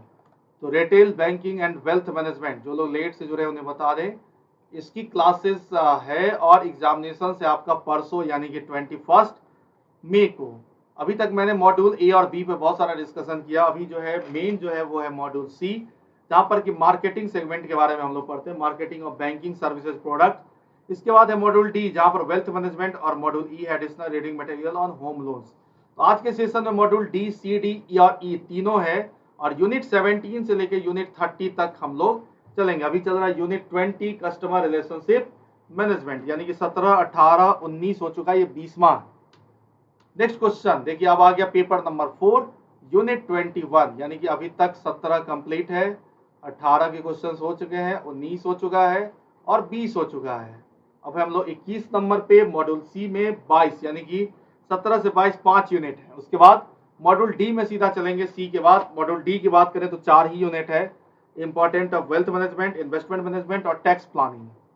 तो unit number 21 service standard for retail banking, यहाँ पर इस चैप्टर में ज्यादातर हम लोग बीसीएसबीआई के बारे में पढ़ेंगे, banking code standard board of India, इसके बारे में थोड़ा सा जानना है इस वाले यूनिट में, जो service standard for retail banking है। A B Chaudhary B number, बहुत बढ़िया। तो क्वेश्चन है, what is the banking code standard board of India? Banking code standard board of India, पहला ऑप्शन है यहाँ पर कि a regulatory body setup by RBI supervising bank, दूसरा है an entity for voluntary code that set minimum standard of banking practices for banks to follow, C number है यहाँ पर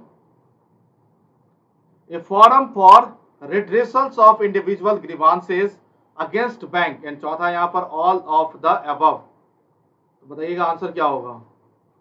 क्वेश्चन है व्हाट इज बीसीएसबीआई यानी कि banking code standard board of India. Questions number के साथ बताइएगा आंसर, क्वेश्चंस नंबर के साथ बताइएगा कौन से क्वेश्चन का आंसर ए बी सी है, ऐसे ए बी सी में उलझ जाते हैं हम लोग।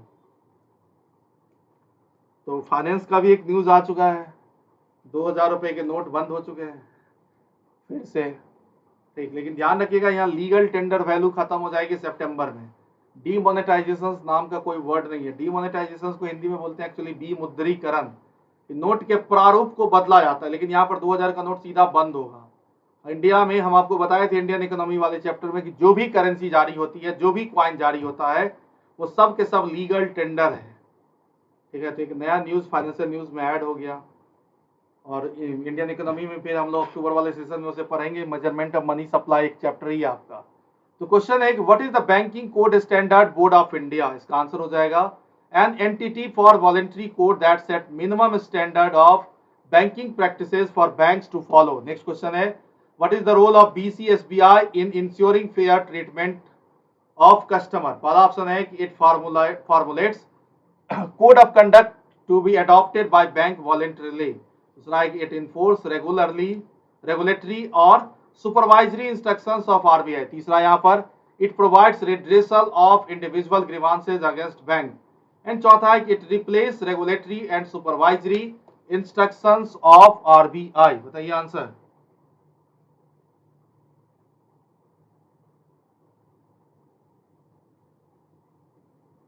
तो क्वेश्चन है कि what is the role of the BCSBI in ensuring fair treatment of customers. इसका आंसर हो जाएगा यहाँ पर it formulates code of conduct to be adopted by bank voluntarily. Next question है what is significance of the code formulated by बीसीएसबीआई।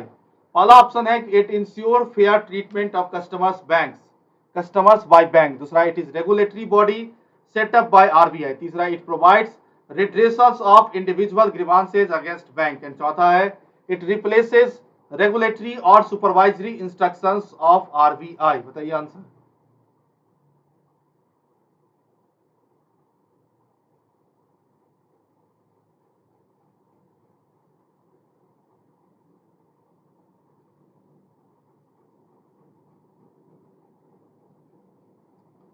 तो question है what is the significance of code formulated by बीसीएसबीआई। इसका answer हो जाएगा it ensure fair treatment of customers by bank. Next question है what is the main objective of BCSBI banking code standard board of India. पहला option है to regulate and supervising the banking industry. दूसरा है to provide redressals of individual grievances of the customer. तीसरा यहाँ पर to set the minimum standard of banking practices for banks to follow when dealing with individual customers। चौथा यहाँ पर to promote invest when dealing with banking sector। बताइए answer.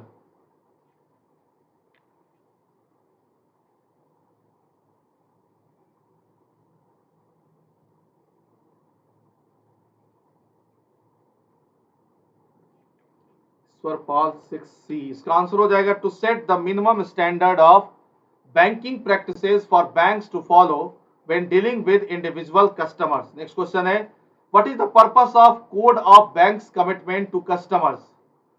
Question है what is the purpose of code of banks commitment to customers। पहला option है यहाँ पर to replace regulatory instructions issued by the Reserve Bank of India। दूसरा है to provide a covenant between BCSBI and the members bank। and तीसरा यहाँ पर to establish minimum of banking practices that members bank must follow when dealing with individual customer। and चौथा है to set higher standard of banking practices than regulatory instructions issued by Reserve Bank of India। Aparna Singh 6C, very good evening Aparna, कैसे हैं आप।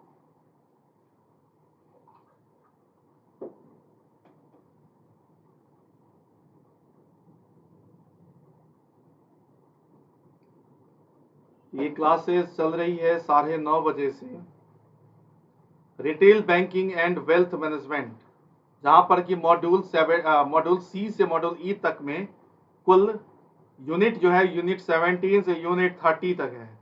तो अभी हम लोग जो चल रहे हैं वो है 17 खत्म हो गया, अभी 18 भी हो गया, 19 भी हो गया, 20 भी हो गया। ठीक है, यानी कहने का मीनिंग क्या है कि 17 में था मार्केटिंग एंड इंट्रोडक्शंस, 18 में था डिलीवरी चैनल रिटेल बैंकिंग, 19 में था डिलीवरी मॉडल्स एंड 20 में कस्टमर रिलेशनशिप मैनेजमेंट। और अभी हम लोग चल रहे हैं service standard of retail banking, जो कि आपका है यूनिट 21। ठीक है, सेशन में बने रहिएगा, थोड़ा लंबा सेशन चलेगा।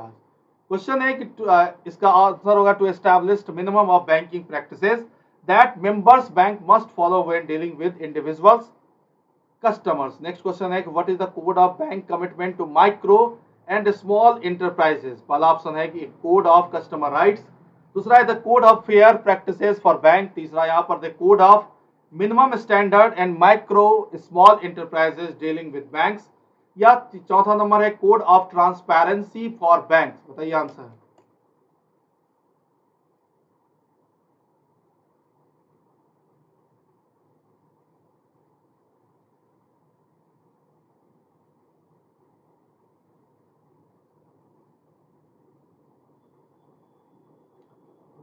क्वेश्चन है कि what is the code of banks commitment to macro and small enterprises. Ishwar Pal 8C, सभी लोग बताइए आंसर। अपर्णा सिंह 8C, इसका आंसर होगा code of minimum standard of micro and small in dealing enterprise dealing with bank। next question है how can customers access the detailed code of bank commitment। पहला option है कि by visiting BCSBI website, दूसरा by contacting member bank, या तीसरा है कि by attending the conference held by BCSBI, चौथा है by visiting RBI website। बताइए तो कस्टमर कैसे एक्सेस कर सकता है code of banks commitment BCSBI, कैसे? ऑनलाइन जाइए, वेबसाइट के थ्रू मिल जाएगा सब कुछ। नेक्स्ट क्वेश्चन, इसका आंसर ही दिख गया। वैसे क्वेश्चन था what is the objective of code of bank commitment to promote good fair banking practices by setting minimum standard in member bank dealing with customers. Next question है to who develop the code of bank commitment. बताइए Reserve Bank of India, Indian banking association, या BCSBI banking code standard board of India, या government of India. क्या होगा इसका answer? ABC Chaudhary, B number, बहुत बढ़िया। तो यहां पर क्वेश्चन है कि who develop the code of banks commitment, who develop the code of banks commitment, बताइए आंसर।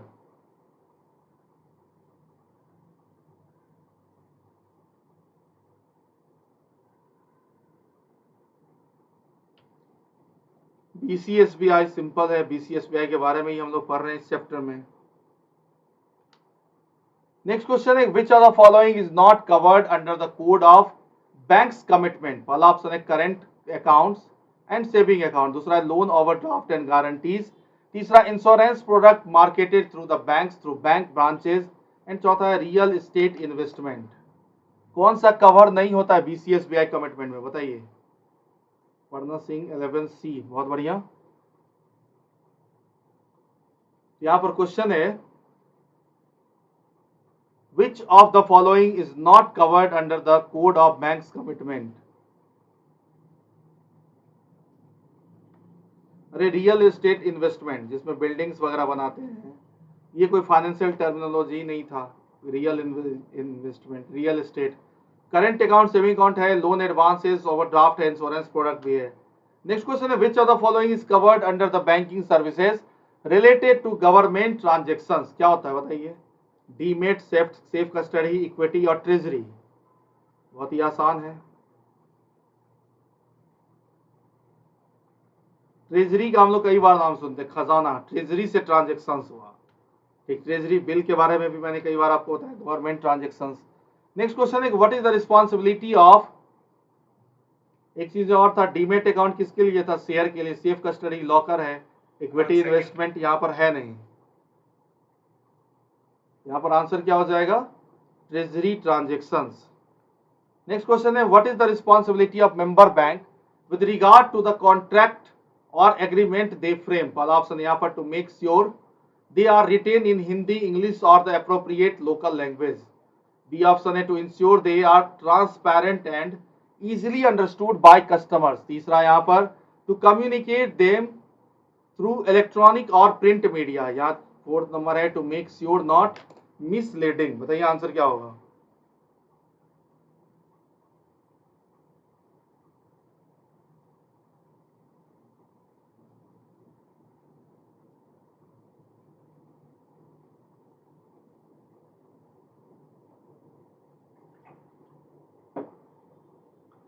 बताइए आंसर क्या होगा? क्वेश्चन है what is the responsibility of member bank with regard to the contract और एग्रीमेंट्स दे फ्रेम।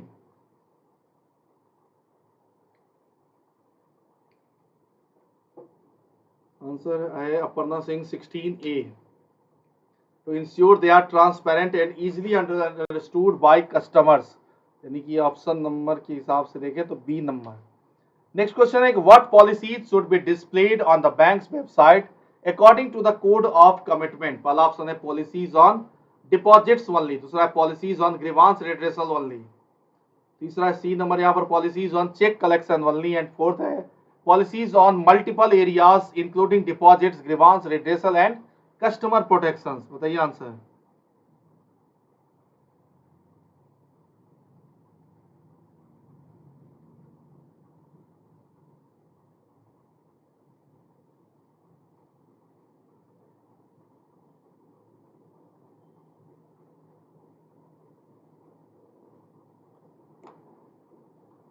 तो question है what policies should be displayed on the banks website according to the code of commitment.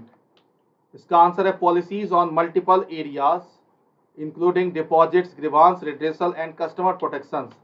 Next question है what does the right to privacy ensure under code of commitment. पहला option है यहाँ पर that the member bank will compensate the customer for any financial loss. B number है यहाँ पर that the members bank will handle customer complaint promptly। तीसरा C number है यहाँ पर that the members bank will treat all personal information of customers as private and confidential। and D number है that the members bank will inform customers about the internal procedures for redressing complaints। बताइए answer.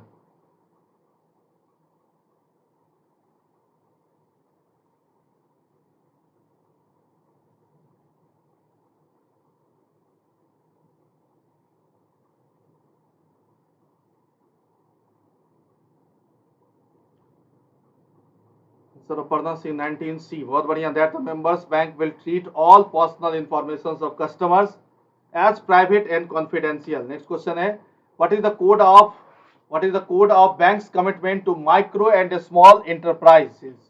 Micro and small enterprises पहला option है a law that regulate the banking practices of micro and small enterprises। दूसरा है the set of minimum standard of banking practices for banks to follow when dealing micro and small enterprises। तीसरा है यहाँ पर a guidelines for banks to discriminate against micro small enterprises। And चौथा है a code of conduct for micro and small enterprises to follow when dealing with banks। बताइए answer.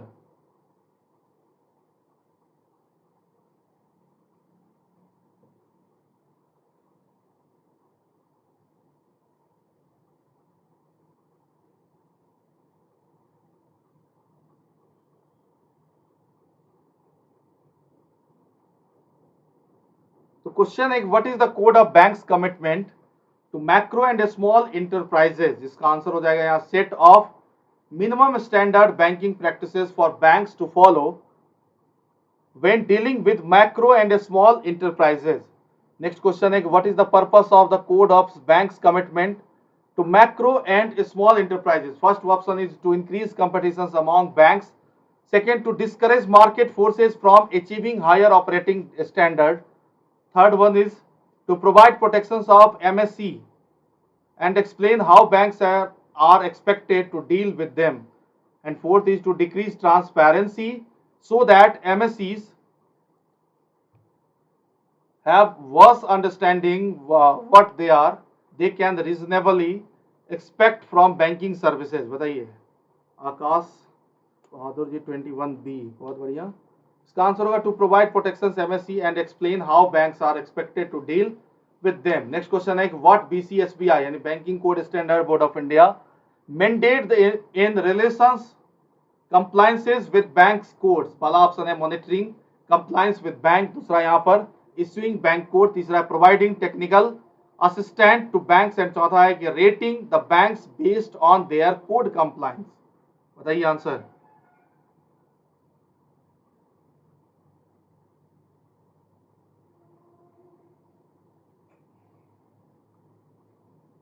Twenty one D Aparna Singh, Akash 21B, Akash 22C, 23rd A, Aparna Singh 23rd A, बहुत बढ़िया।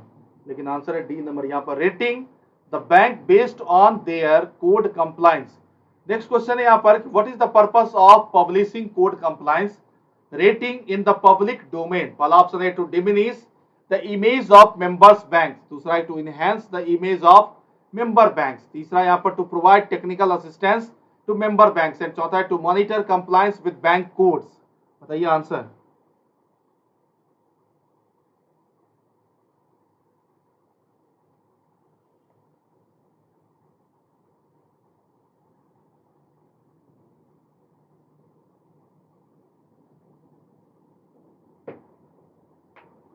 Question है what is the purpose of publishing code compliance rating in public domain. Akash 24B, Aparna Singh 24B। Next इसका answer होगा to enhance the image of member banks. Next question है what is the time period within which the bank must provide a final response to the customer complaint। यानी कि कोई अगर customer का complain है bank से, तो बैंक को कितने दिन में उसका रिस्पांस देना चाहिए। अगर रिस्पांस नहीं मिलेगा तो फिर अगला कंप्लेन बैंकिंग ओम्बुड्समैन के पास हो जाएगा। तो क्वेश्चन है, what is the time period within the banks must provided final response to the customer complain. बताओ क्या होगा इसका आंसर, बताइए। और अगर यहाँ पर सुनवाई नहीं होगी तो बैंकिंग ओम्बड्समैन के पास ये चला जाएगा। और अभी तो इंटीग्रेटेड ओम्बड्समैन स्कीम है, यानी कि ओम्बड्समैन 13 महीने से पुराना कंप्लेन नहीं लेता, 1 महीना कमर्शियल बैंक के पास पूरा का पूरा रिस्पांस देने के लिए समय होता है, यानी 30 डेज के अंदर कस्टमर कंप्लेन का जो है रिस्पांस देना है, किसको, कमर्शियल बैंक को। नेक्स्ट क्वेश्चन है, what is the role of banking ombudsman appointed by bank. देखो आ गया उससे रिलेटेड क्वेश्चन। पहला ऑप्शन है to investigate all complaint related to banking services. दूसरा है to provide compensation to customers who have been affected by banking services. And तीसरा है कि to resolve dispute between bank and customer. And चौथा है to oversees the all of the banks in India. बताइए, to oversee the of all banks in India।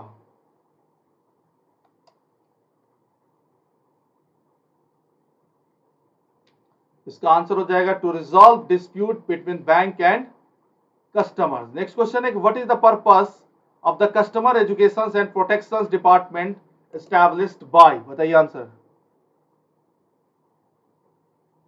पढ़ना Singh 29C, 30 दिन के अंदर फैसला देगा। बहुत बढ़िया, आकाश सी नंबर।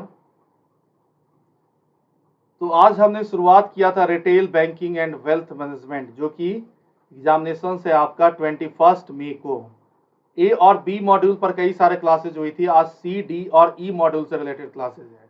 सी जहां की हम लोग पढ़ते हैं क्या, तो मार्केटिंग सेगमेंट के बारे में, इसमें marketing and introduction banking services banking product. जो मॉड्यूल डी है जहां पर कि हम लोग वेल्थ मैनेजमेंट के बारे में पढ़ते हैं। और मॉड्यूल ई में additional reading material on home loans. यानी कि यूनिट 1 से अगर देखें तो 17 तक आपका मॉड्यूल ए और बी है, जिसमें कि हम लोग इंट्रोडक्शन रिटेल बैंकिंग और रिटेल प्रोडक्ट के बारे में पढ़ते हैं। यूनिट 17 से लेकर के यहाँ 16 तक है। यूनिट 17 से लेकर के यूनिट 30 तक आपका मॉड्यूल सी, डी और ई है। इसीलिए आज हमारा जो सेशन है वो यूनिट 17 से 30 तक है। और हमने 17 से शुरुआत किया था, 17 पूरा क्वेश्चन हो गया, 18 हो गया, 19 हो गया, 20 हो गया, और ये 21 है service standard of retail banking, जहां की ज्यादातर हम लोग BCSBI के बारे में आज पढ़े हैं। तो क्वेश्चन है, what is the purpose of consumer और education and protection department established by Reserve Bank of India. पहला ऑप्शन है टू डिसॉल्व BCSBI। दूसरा है कि to administer the banking ombudsman scheme. तीसरा है to set minimum standard of banking practices. And चौथा है to provide customer service assistance. बताइए answer.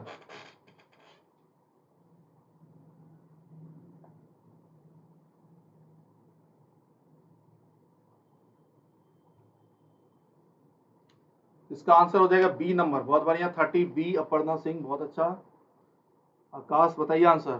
To administer the banking ombudsman scheme.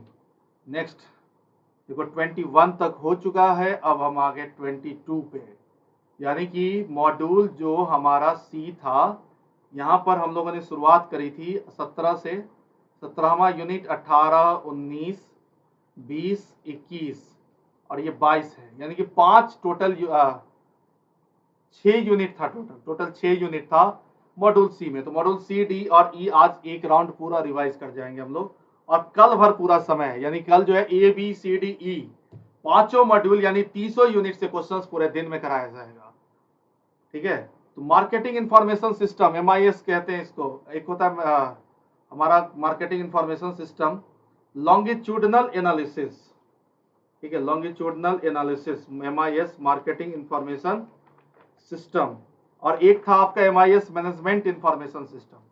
ध्यान रखिएगा, एक MIS जो आपने रिटेल प्रोडक्ट में पढ़ा था वो था मैनेजमेंट इंफॉर्मेशन सिस्टम, जहां पर कस्टमर के डिटेल से हम लोग एक मैनेजर द्वारा डिसीजन लिया जाता था। लेकिन यहाँ पर MIS का मतलब है मार्केटिंग इंफॉर्मेशन सिस्टम, इसीलिए हम लोग इसको शॉर्ट में MIKS बोलते हैं। ठीक है, टर्म बार बार आएगा अभी क्वेश्चंस में। नेक्स्ट क्वेश्चन है, what is the purpose of marketing information system. देखो वैसे MIS क्या होता है, मैनेजमेंट इंफॉर्मेशन सिस्टम, लेकिन वो रिटेल प्रोडक्ट का है और ये मार्केटिंग का है। मार्केटिंग इंफॉर्मेशन सिस्टम तो शॉर्ट में MKIS बोलते हैं। पहला ऑप्शन है to generate profit for the economy company, दूसरा है to aid in managerial decisions making for company marketing program, C number है to provide information that is not required by the company, and D number है to make the market environment more strategic, more static. बताइए answer क्या होगा।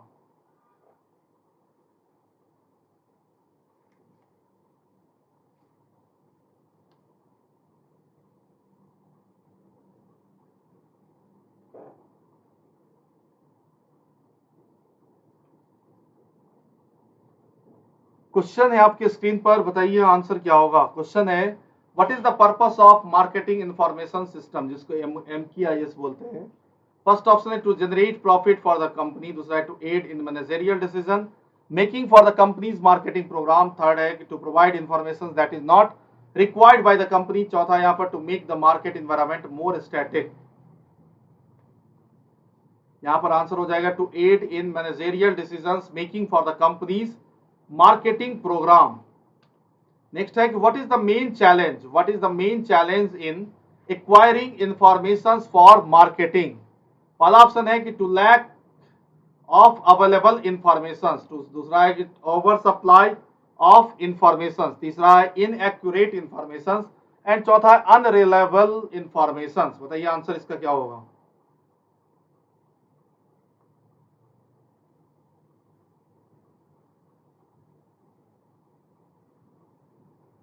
वर्णा Singh 1B, बहुत बढ़िया question है। What is the main challenge in acquiring information for marketing, इसका answer होगा over supply of information. Next question है what is the purpose of marketing information system. पहला ऑप्शन है to measure the strength and weakness of marketing organisations, B number है to identify progress of MKIS in various industry, C number है to recommend actions for shaping the future of MKIS। पहला option है AB only, दूसरा C only, तीसरा BC only, और चौथा यहाँ पर ABC वनली। बताइए आंसर।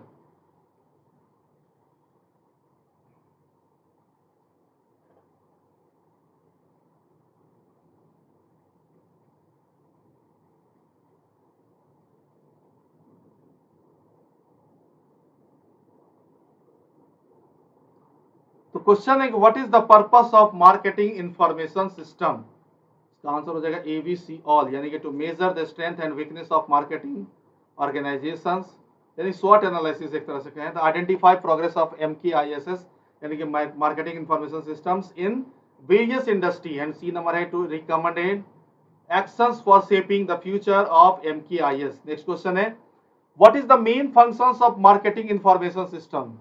देखो MKIS हम बार बार बता रहे हैं कि इसलिए लिखा जाता है क्योंकि एक MIS है, मैनेजमेंट इंफॉर्मेशन सिस्टम, और यहाँ पर मार्केटिंग इंफॉर्मेशन सिस्टम है, इसीलिए यहाँ पर शॉर्ट में लिख दिया गया है MKIS। ठीक है।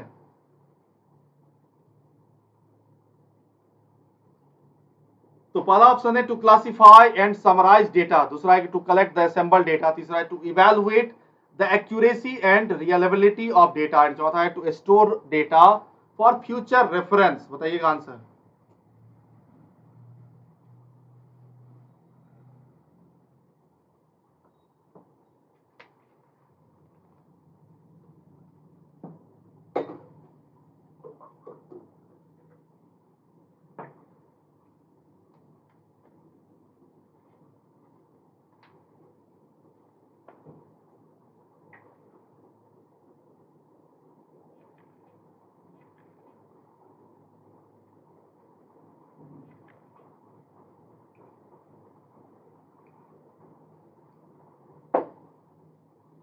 तो क्वेश्चन है what is the main functions of marketing information system, to collect and assemble data. Next question है what is the purpose of processing data in an MKIS यानी कि मार्केटिंग इंफॉर्मेशन सिस्टम। पहला option है to evaluate the accuracy and reliability of data, दूसरा है यहाँ पर तो store data future reference, and तीसरा है to facilitate study and critical analysis. तो यही हो जाएगा इसका आंसर। आंसर आपको दिख चुका है, इसीलिए क्वेश्चंस को आगे स्किप कर रहे हैं। तो क्वेश्चन है what is the purpose of analysing data in MKIS। पहला ऑप्शन है to store data for future reference, दूसरा है to evaluate the accuracy and reliability of data, तीसरा यहाँ पर to draw conclusion for decision making, and चौथा है कि to collect the assemble data.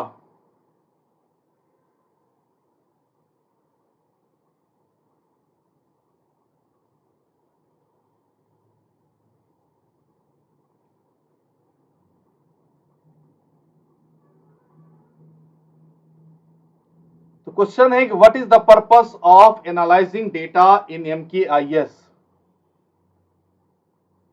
इसका आंसर होगा to draw conclusion for decision making. Next question है what is storage of data important in an MKIS। पहला ऑप्शन है to classify and summarise data, दूसरा है to evaluate the accuracy and reliability of data, दूसरा है कि तीसरा है to facilitate study and critical analysis, and चौथा है to ensure preservation reference ready availability for reference. बताइए आंसर।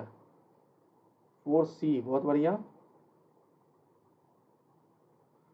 तो क्वेश्चन है why is storage of data important for is an in an MKIS। MKIS मतलब मार्केटिंग इंफॉर्मेशन सिस्टम।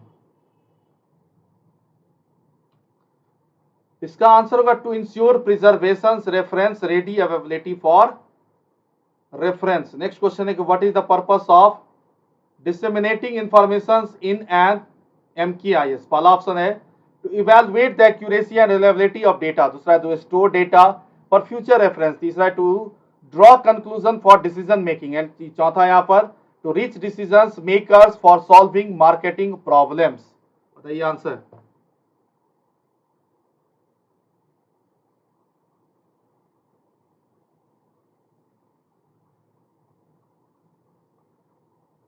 तो question है what is the purpose of disseminating information in an MKIS, marketing information system. इसका answer होगा to reach decisions maker for solving marketing problems. Next question है what is the internal record system को MKIS, यानी को marketing information system. बताइए answer.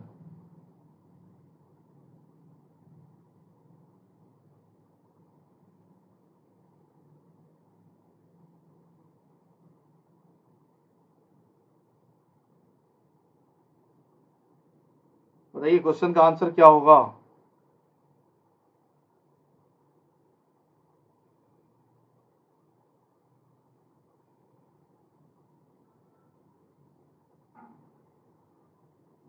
इसका answer हो जाएगा sub system that include data on sales turnover, cost, cash flows, accounts and receivable etcetera.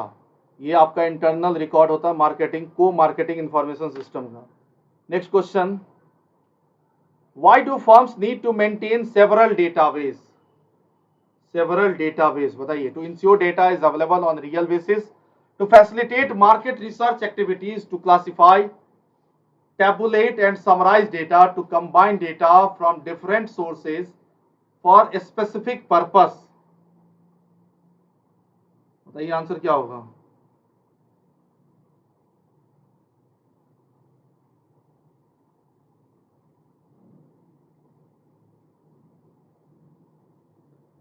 तो question है why do firm need to maintain several database. इसका आंसर होगा to combine data from different sources for a specific purpose. Next question है which marketing system is concern with obtaining information pertaining to a specific marketing problems. पहला option है marketing intelligence system, दूसरा है marketing decision system, तीसरा है यहाँ पर marketing research system, and चौथा मार्केटिंग इंफॉर्मेशन सिस्टम। बताइए आंसर।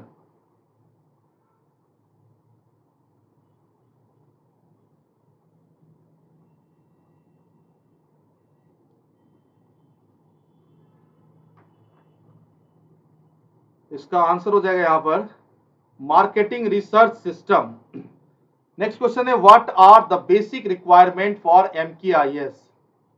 अनरिलायबल या डिसेंट्रलाइज्ड या unsuitable for marketing, costly in maintaining and unified and centralised system.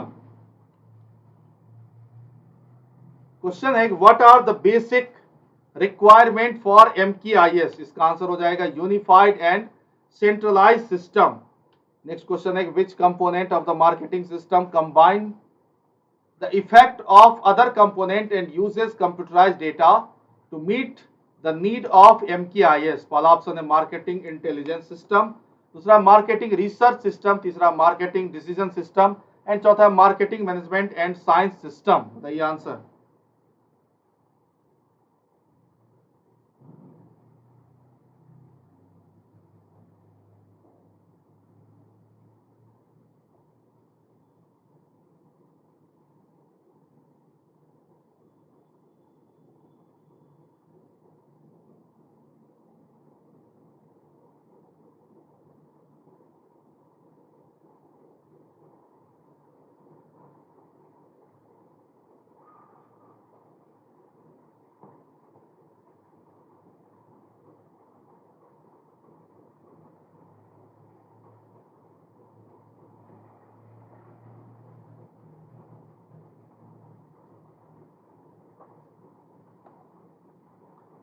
तो क्वेश्चन है कि which component of marketing system combines the effect of other component and use computerised data to meet the need of MKIS। इसका answer हो जाएगा marketing management and science system. Next question है what are the three need of MKIS that are addressed by marketing management and science system. पहला option है यहाँ पर complex marketing activities, cost reduction, communication improvement.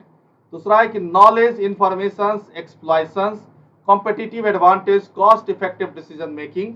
And C number यहाँ पर product development, consumer behaviours analysis, distribution channel selection. And D number advertising effectiveness, brand recognition and pricing strategy.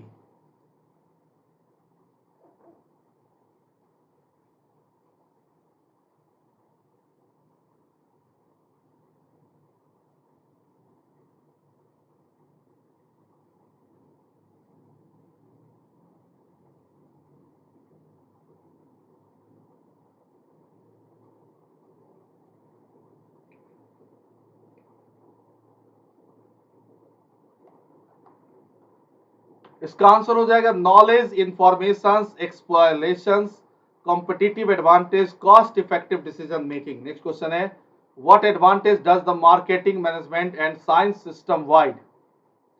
Competitive advantage, increase production capacity, cost reduction या improved employ satisfaction. यहाँ पर answer हो जाएगा competitive advantage. Next question है what can market managers use the information gathered from marketing information system to make decisions. यानी कि जो market managers हैं वो मार्केट इंफॉर्मेशन सिस्टम से डिसीजन ले सकते हैं। Planning, organising, staffing, directing and controlling, या pricing, product advertising, promotion, distribution and packaging, या government regulations, competitors and customer needs, and all of the above.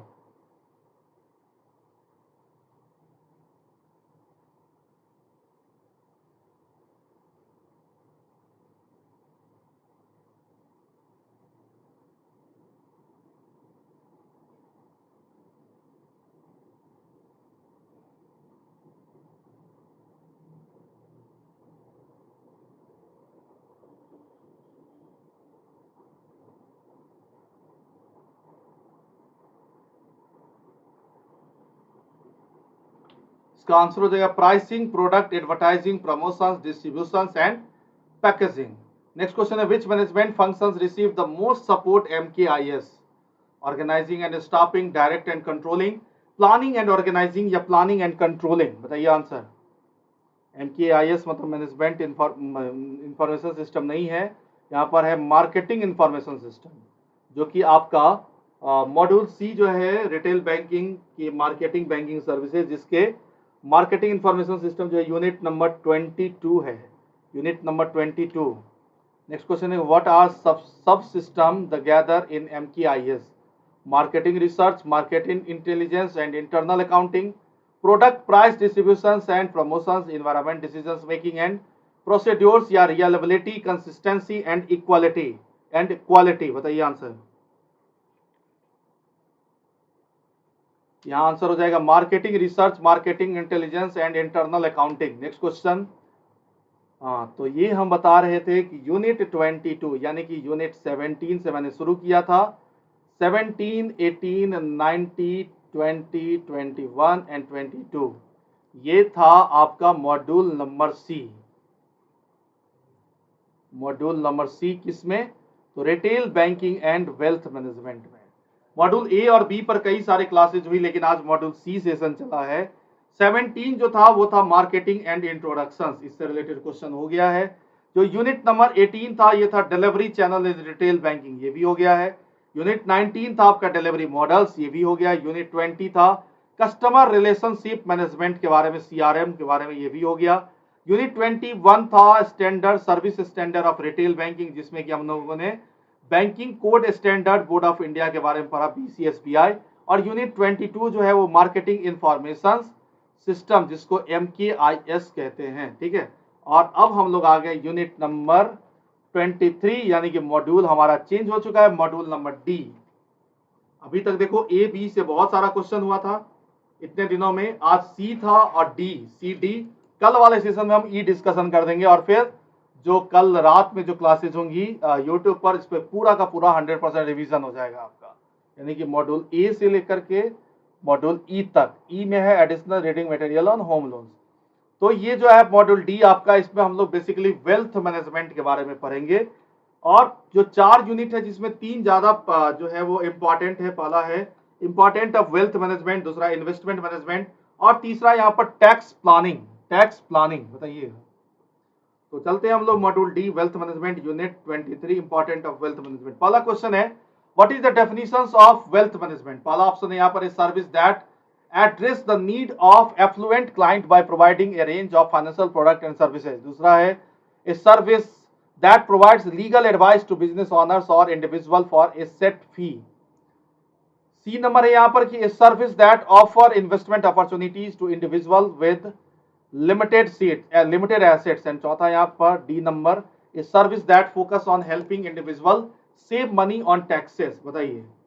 तो परसों एग्जाम है, कल आप सभी बैंक से छुट्टी ले लीजिए, क्योंकि एक दिन तो समय देना पड़ेगा, ठीक है। थोड़ा सा समय दीजिए कल, और कल जो है पूरा सेशन हम रिवाइज करा देंगे मॉड्यूल ए से लेकर के मॉड्यूल ई तक। स्पेशल की क्लास हमारी सुबह 6:30 में शुरू हो जाती है, 6:30 से 7:30। स्पेशल क्लास इस तरह चलता है 6:30 से 7:30। दूसरी क्लासेस 7:35 से 8:35। तीसरी क्लासेस 10 बजे से 11 बजे तक। चौथी क्लासेस चलती है 11 बजे से 12 बजे तक, ठीक है। ये हमारा स्पेशल क्लास है। और 6:30 पर शाम में एक स्पेशल क्लास होती है, और 7:35 पर स्पेशल क्लास, यानी कि कुल मिलाकर बात करें तो 6 आपका स्पेशल क्लास है। यूट्यूब सेशन 2 आता हमारा, एक दिन के 1 बजे और एक रात के 9 बजे। दिन के 1 बजे और रात के 9 बजे, टाइमिंग नोट कर लीजिएगा। तो क्वेश्चन है what is the definitions of wealth management. Answer बताइए। A service that address the need of affluent client by providing a range of financial product and services. Next question, what is the role of wealth management advisor? पहला option है to offer legal advice to business owners or individual. दूसरा है to provide investment with limited assets to clients. तीसरा यहाँ पर to manage the and affluent wealth holistically, typically for one set fee. and चौथा यहाँ पर to help individual save money on taxes. बताइए answer.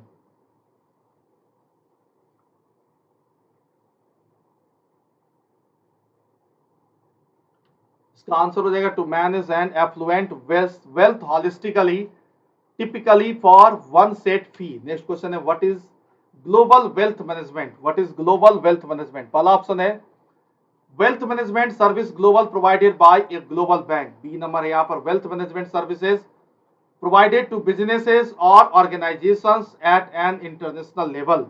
C number यहाँ पर कि wealth management services provided to individual with a global investment portfolio. and D number है wealth management services that are focused on global tax planning. बताइए answer.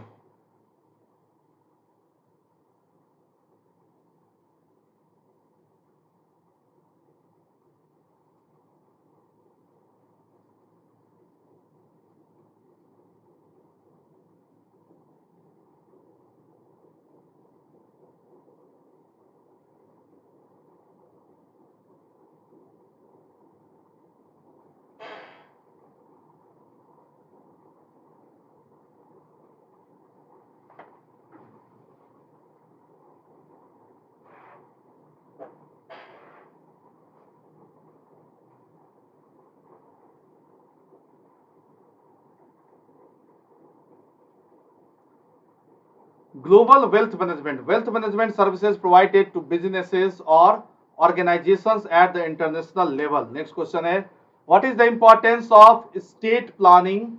estate planning in wealth management. estate, real estate का नाम सुने होंगे, वही estate है, buildings वगैरह या फिर लैंड्स, इसमें पैसा लगाना. तो पहला ऑप्शन है इट इज नॉट इंपॉर्टेंट. दूसरा it ensure and preserve wealth for longer term. तीसरा यहाँ पर it is only important for high net worth individual. And चौथा है it is important only for business suggestions planning. बताइए answer.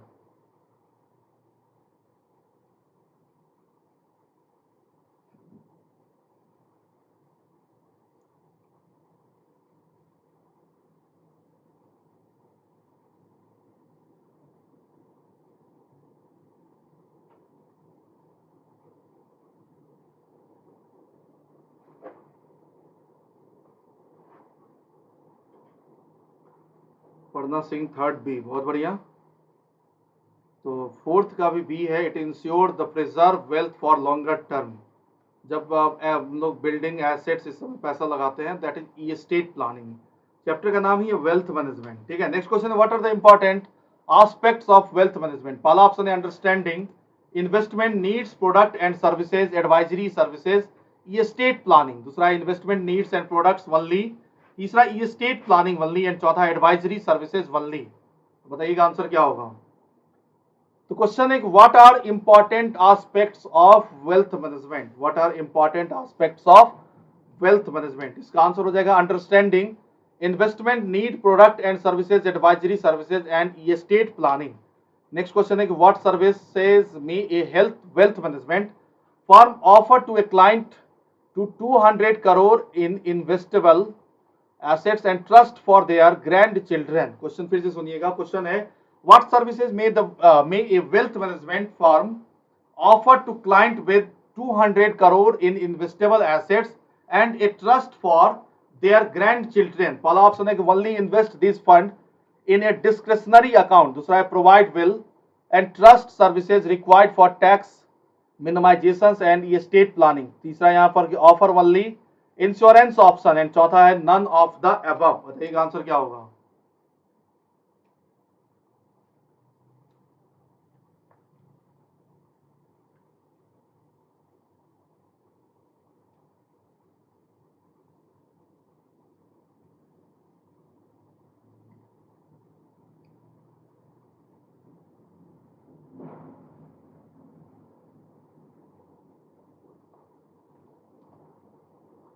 Aparna Singh 5A. लेकिन 6 number का B होगा provide will trust service required for tax minimisation and estate planning. वैसे इस chapter के बाद एक टैक्स प्लानिंग चैप्टर ही आपका यूनिट नंबर 25. नेक्स्ट क्वेश्चन है what is the first step A wealth tax when working with a client. पहला option है develop a plan that will maintain and increase the client's wealth based on their financial situations, goals and risk tolerance. तीसरा B number है यहाँ पर investigate whether needed additional services are needed. चौथा यहाँ पर provide will trust services and चौथा number है none of the above. बताइए आंसर.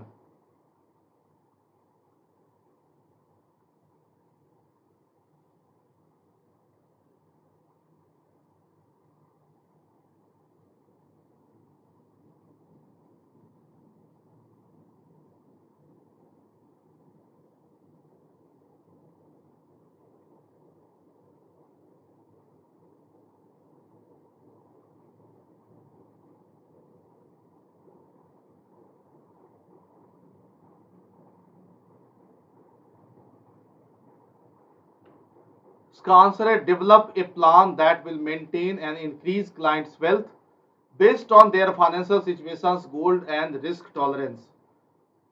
नेक्स्ट क्वेश्चन है what may wealth manager to do during regular meetings with clients.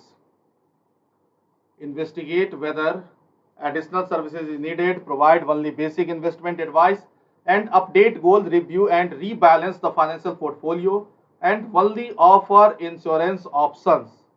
बताइए. Question है what may the wealth manager do during meetings with clients. इसका answer होगा update goals, review and rebalance the financial portfolio. Next question है what are step involved in wealth management process? पहला option है identifying financial goal, assessing current financial situations, designing customized solutions, implementing the financial strategy and monitoring the result and review the plans. B option है monitoring the result, identifying the financial goals, assessing the current financial situation, designing customized solutions and implementing the financial strategy. C option है assessing the current financial situations, monitoring the result, identifying the financial goals, designing customized solutions and implementing the financial strategy.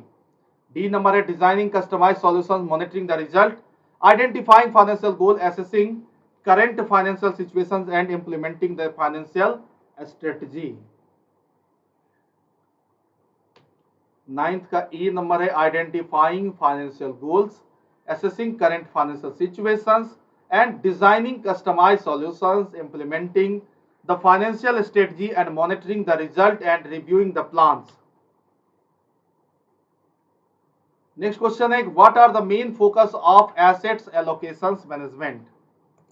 All option है initiating the income generations by balancing the risk through moving among investment categories. दूसरा है कि providing a flexible model the client meets the need of the client. तीसरा यहाँ पर selecting the appropriate way to achieve financial strategy by choosing the best alternative and practice. And चौथा है option है यहाँ पर none of the above. बताइए answer.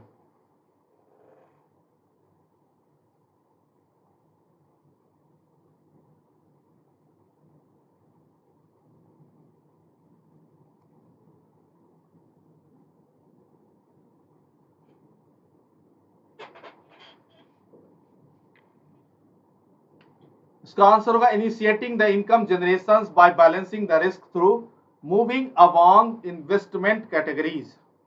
10 A number. Next question है what is the tactical management in wealth management? बताइए tactical management क्या होता है? Balancing the risk by moving among investment categories या providing a flexible model meet the need of the client. And तीसरा C number है कि selecting the appropriate way to achieve financial strategy by choosing the best alternatives and tactics. and D number है कि none of the above. बताइए answer क्या होगा.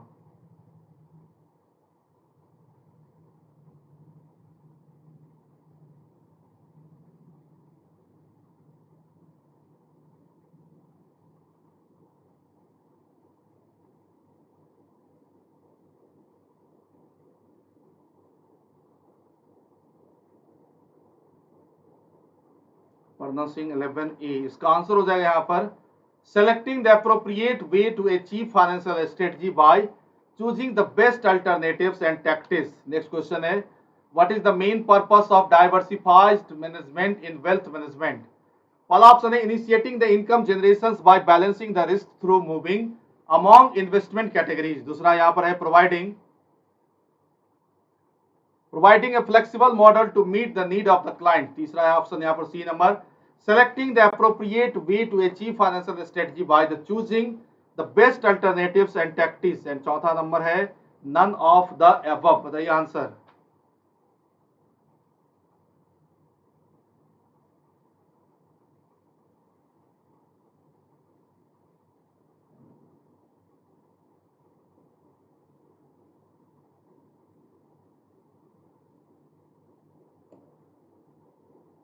बताइए answer क्या होगा. तो क्वेश्चन है what is the main purpose of diversify management in wealth management?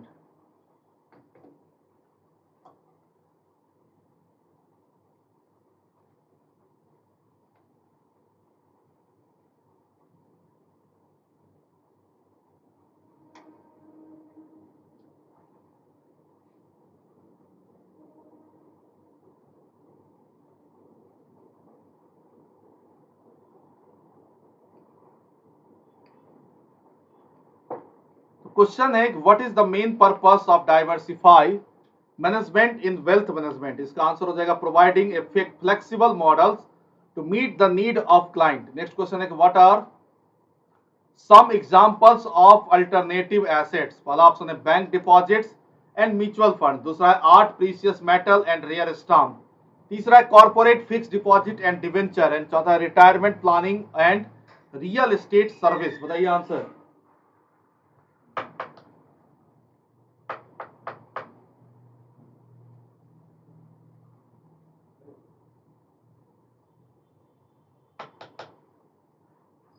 The question is, what are the some example of alternative assets? Bank deposit and mutual fund, art, precious metal and rare stamp, corporate fixed deposit and debenture, retirement planning and real estate services. 13B number होगा art, precious metals and rare stamp. ठीक है, exam alternative assets भी है ये सब, precious metals, सोना, gold. Next question है, which entities typically issued bank bond? Typically issue bond, पहला ऑप्शन है कि बैंक एंड फाइनेंशियल इंस्टीट्यूशंस, दूसरा इंडिविजुअल इन्वेस्टर्स, तीसरा governments, corporations and municipalities and चौथा है यहाँ पर नॉन प्रॉफिट ऑर्गेनाइजेशंस. बताइए आंसर. तो क्वेश्चन है, which entities typically issue bonds? Which entities typically issue bonds? पढ़ना सिंह 14C. बहुत बढ़िया. Governments, corporate and municipalities. Next question है, which market is generally less volatile and more suitable for investors with lower risk tolerance? Stock market, crypto currency market, bond market या real estate market? Question है, which market is generally less volatile or more suitable, less volatile or more suitable for investors with lower risk tolerance? Stock market, cryptocurrency market, bond market, real estate market?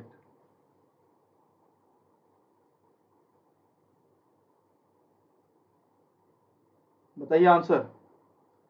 Lower risk, सबसे कम risk किस में है? बताओ. Stock market में तो risk high है, crypto currency में उससे भी ज्यादा हाई है, रियल एस्टेट मार्केट में भी है, कई सारे बिल्डिंग्स में पैसा लगाया गया और अभी तक पूरा नहीं हुआ. तो सबसे ज्यादा सेफ होता है बॉन्ड, क्योंकि बॉन्ड में क्या होता है कि हम कंपनियों को लोन देते हैं बेसिकली. ठीक, बॉन्ड और डिवेंचर जैसा इंस्ट्रूमेंट है जिसमें क्या होता है कि हम लोन देते हैं ना. यहाँ पर मुझे पार्टनरशिप से कोई मतलब नहीं होता, शेयर जारी नहीं होता कि सर्टेन परसेंट बॉन्ड में मैच्योरिटी अमाउंट मिलेगा और डिवेंचर में परसेंटेज होता है.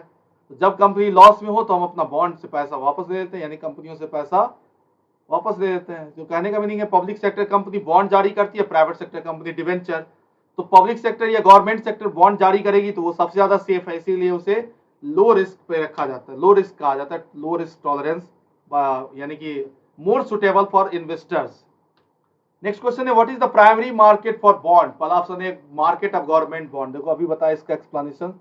दूसरा है the market for corporate bond, तीसरा यहाँ पर the market where original issuers sell new debt securities to investors and चौथा है the market where is traded between investors. बताइए answer.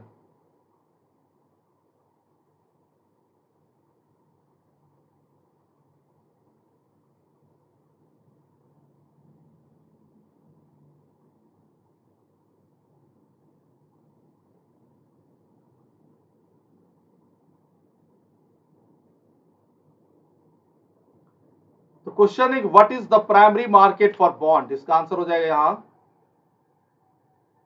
The market where original issuers sell new डेब्ट securities to investors. Next question है कि in which market the bond bought in primary market further traded? Primary market, secondary equity market और future market. बताइए answer. 16C Aparna Singh. Next question है कि in which market are bond bought in primary market further traded? इसका answer हो जाएगा क्या यहाँ पर? Secondary market. ठीक, पहली बार परचेज होता है दैट इज प्राइमरी मार्केट, उसके बाद मार्केट में आप सेल करते रहिए. नेक्स्ट क्वेश्चन है, व्हाट इज कन्वर्टेबल बॉन्ड? बताइए. कैपिटल मार्केट में बहुत सारे बार हम ये बताए हैं कन्वर्टेबल बॉन्ड के बारे में.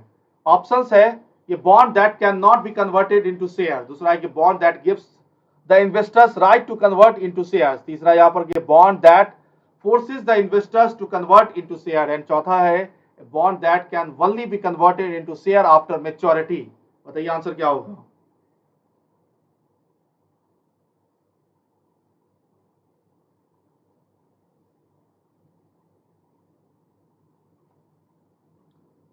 क्वेश्चन है, व्हाट इज कन्वर्टेबल बॉन्ड्स? इसका आंसर होगा bond that gives the investors right to converter into share, convert into share. Next question है, what is tenure range of government bond in India? 1 साल से 5 साल, 5 से 40, 40 से 60 या नो फिक्स्ड टेन्योर? बताइए आंसर. तो क्वेश्चन है कि what is the tenure range of governments bonds in India? 1 to 5 year, 5 to 40 years, 40 to 60 year, no fixed tenure. क्या होगा इसका आंसर?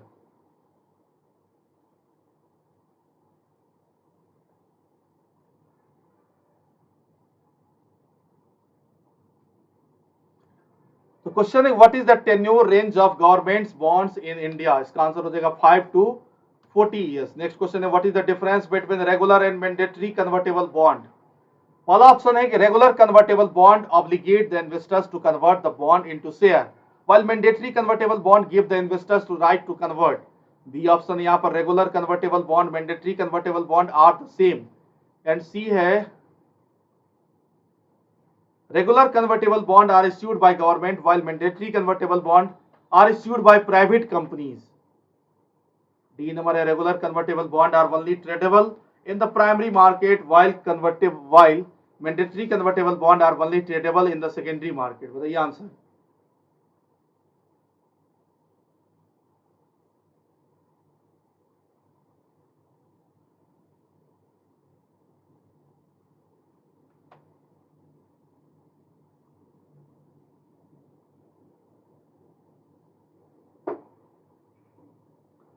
तो आज यूनिट 17 मॉड्यूल सी हमने शुरू किया था और अब यूनिट 30 तक लेके जाएंगे, यानी पूरा मॉड्यूल सी, डी और ई नहीं, सी और डी। ई मॉड्यूल को कल हम लोग डिस्कशन कर लेंगे क्योंकि टाइम बहुत हो चुका है।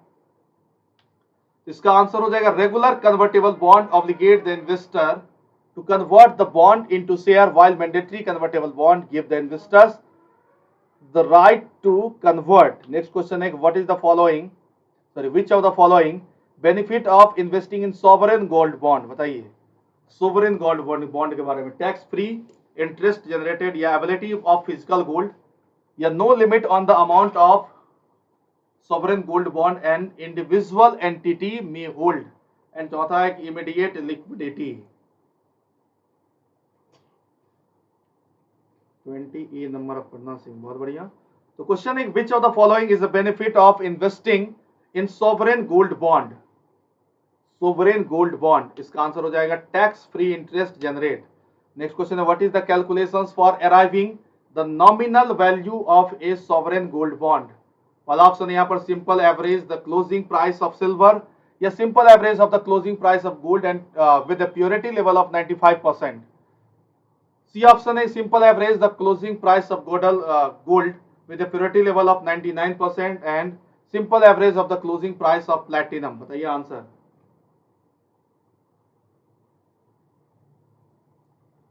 बैंक के द्वारा तो वैसे कहा जाता है 99%, लेकिन वो 99% 24 कैरेट में, ठीक है। नेक्स्ट क्वेश्चन है यहाँ पर कि how do investors earn returns on bond. पहला ऑप्शन है यहाँ पर वाया इंटरेस्ट पेड पेरियोडिकली, दूसरा है via the difference between issuance price and redemption value, and C है via dividend paid on the bond, and चौथा है via appreciation of the bonds market value.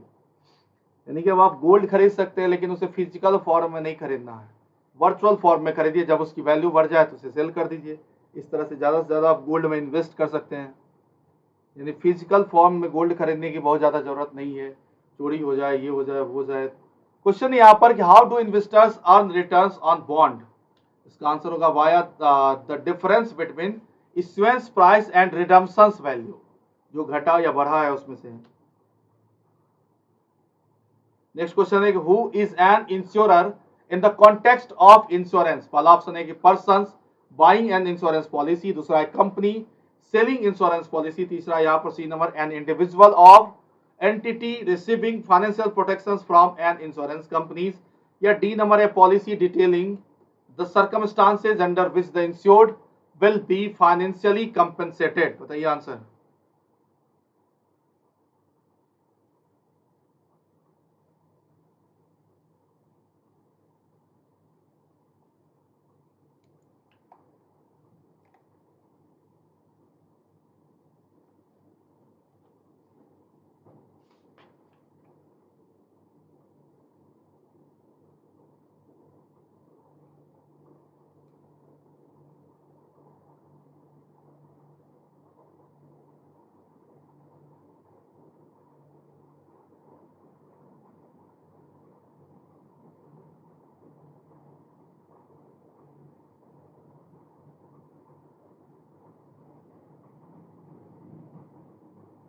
Question है कि who is an insurer in the context of insurance, इसका answer होगा एक company selling insurance policy. Next question is what type of risk protections and wealth management strategy in insurance? पहला option है part of the financial planning for an individual or an organization. दूसरा है कि type of risk compensations for the insurer. C option है कि contract detailing the conditions and circumstances of the insurance policy. चौथा है a way of make money through investing in the insurance companies.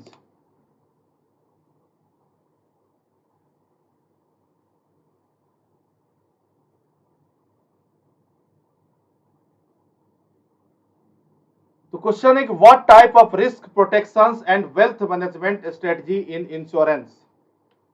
इसका answer हो जाएगा part of financial planning for an individual और an organisation. Next question है what type of insurance provides a lump sum benefit to the nominee of the insurance person after their death. Auto insurance, health insurance, term life, disability. बहुत आसान question है.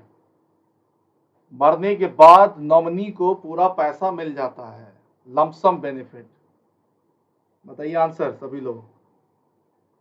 हाँ बिल्कुल, बहुत बढ़िया. Term insurance, term life insurance, term नहीं term life insurance बोलिएगा. Next question है what does home insurance protect against. वाला ऑप्शन यहाँ पर कवरेज अगेंस्ट डैमेज है और एक्सीडेंट टू ए कार और एनी व्हीकल. दूसरा है कि कवरेज अगेंस्ट फिजिकल डिसेबिलिटी. तीसरा coverage against surgical and medical expenses. Fourth है protections against damage like structural damage, fire, earthquake etcetera. बताइए आंसर.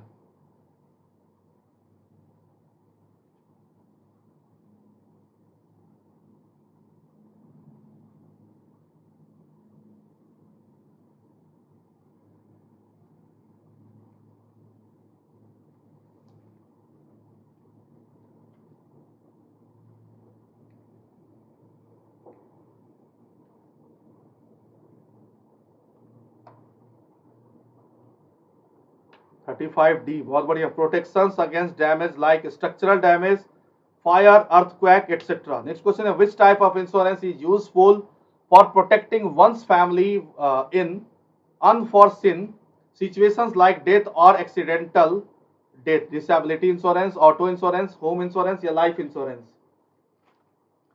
देखो चैप्टर का नाम ही है investment management, importance of wealth management. ठीक है, इसका आंसर हो जाएगा यहाँ पर लाइफ इंश्योरेंस. नेक्स्ट क्वेश्चन है what is mutual fund.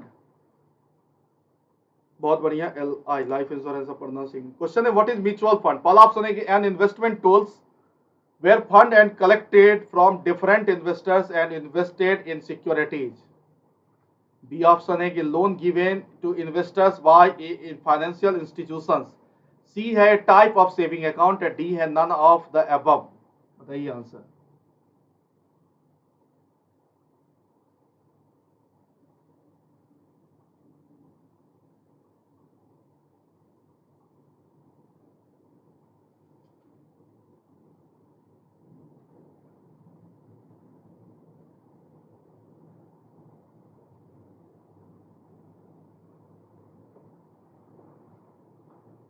Question है व्हाट इज म्यूचुअल फंड्स. इसका आंसर है an investment tools where fund are collected from different investors and invested in securities. Next question है what is responsibility for investing the capital of mutual fund and producing capital gains और income for investors. Investors, fund manager, financial expert या none of the above. Aarav Sinha, very good evening. A number, बहुत late से join किए आप.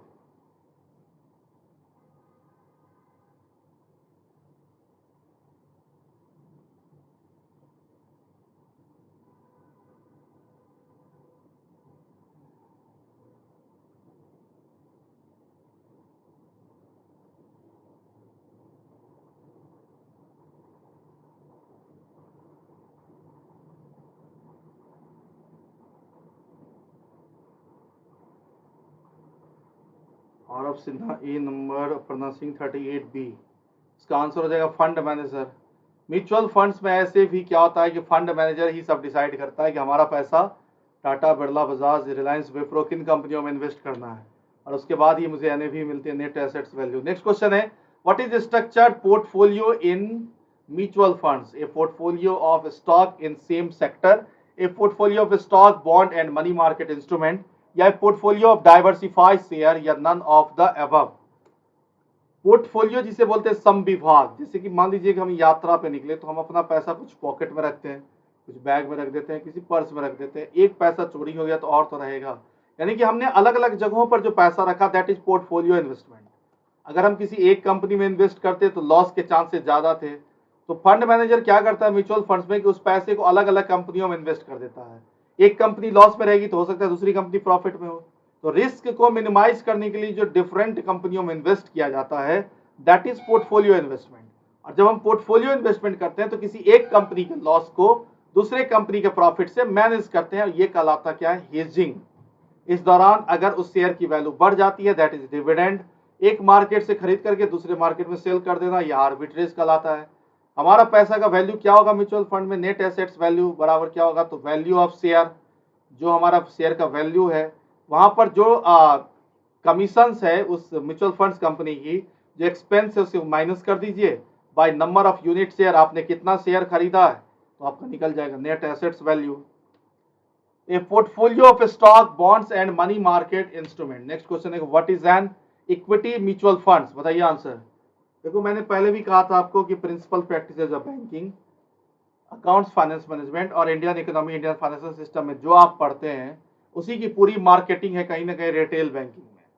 तो retail banking, wealth management, इस module A और B की बात करें तो कई बार उस पर क्लासेस मैंने लिया। रिटेल बैंकिंग इंट्रोडक्शंस पूरा है मॉड्यूल ए में, पूरे रिटेल प्रोडक्ट के बारे में मॉड्यूल बी में, और आज का जो सेशन था जिसमें मॉड्यूल सी, डी और ई, तीन मॉड्यूल लेके आए थे। मॉड्यूल सी की बात करें अगर हम यहाँ पर, तो मॉड्यूल सी में पूरा का पूरा मार्केटिंग था, मॉड्यूल डी में था वेल्थ मैनेजमेंट, और मॉड्यूल ई है पूरा additional reading material on home loans. इसका आंसर होगा to invest in stock market. Equity share और प्रेफरेंस शेयर का नाम सुना होगा आपने। तो क्वेश्चन एक, व्हाट इज डेब्ट म्यूचुअल फंड्स, व्हाट इज डेब्ट म्यूचुअल फंड्स। पहला ऑप्शन है it invest in stock market, दूसरा है इट इन्वेस्ट इन डेब्ट इंस्ट्रूमेंट, तीसरा है कि it invest in partially in equities and partially in debts, and चौथा है it invest in a baskets of share based on sectors. बताइए आंसर। 41B नंबर, इसका आंसर हो जाएगा इट इन्वेस्ट इन डेब्ट इंस्ट्रूमेंट। ठीक है, नेक्स्ट क्वेश्चन है what is balanced mutual fund, invest in stock market, डेब्ट इंस्ट्रूमेंट, या partially in equities and partially in debts, या basket of share based on sectors, banking. इसका आंसर हो जाएगा इट इन्वेस्ट इन डेब्ट इंस्ट्रूमेंट। नेक्स्ट क्वेश्चन है what is ELSS, equity linked saving scheme है, बताइए। पहला ऑप्शन है इट इन्वेस्ट इन डेब्ट इंस्ट्रूमेंट, दूसरा है कि it invest in stock market, तीसरा है it invest in A basket of share based on sectors, and चौथा यहाँ पर it is a tax saving fund with A lock in period. बताइए आंसर।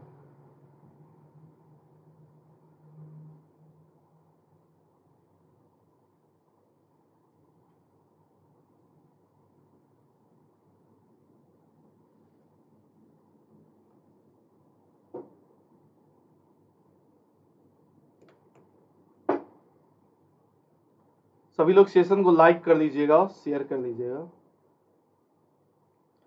देखो रिटेल बैंकिंग एग्जामिनेशन है परसों, परसों क्या तो डेट आ गया, मतलब 12 बज गया, तो कल ही है, यानी कि एक तरह से कहें तो 21 को।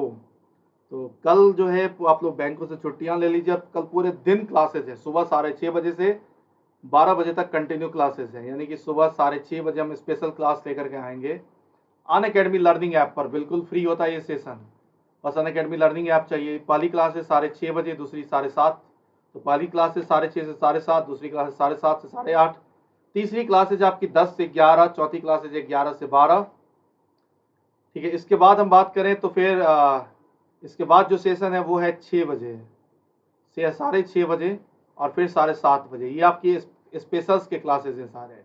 यूट्यूब का जो सेशन है वो 1 से 3 है और 9 से 12 है, यानी कि यहाँ पर 3 घंटे, यहाँ पर 3 घंटे, 6 घंटे और 6 घंटे, टोटल 10 से 12 घंटे की प्लानिंग है कल की क्लास की। तो क्वेश्चन है व्हाट इज ईएलएसएस फंड, इसका आंसर होगा it is tax saving fund with A lock in period. ELSS systematic investment plan क्या है, एसआईपी, बताइए।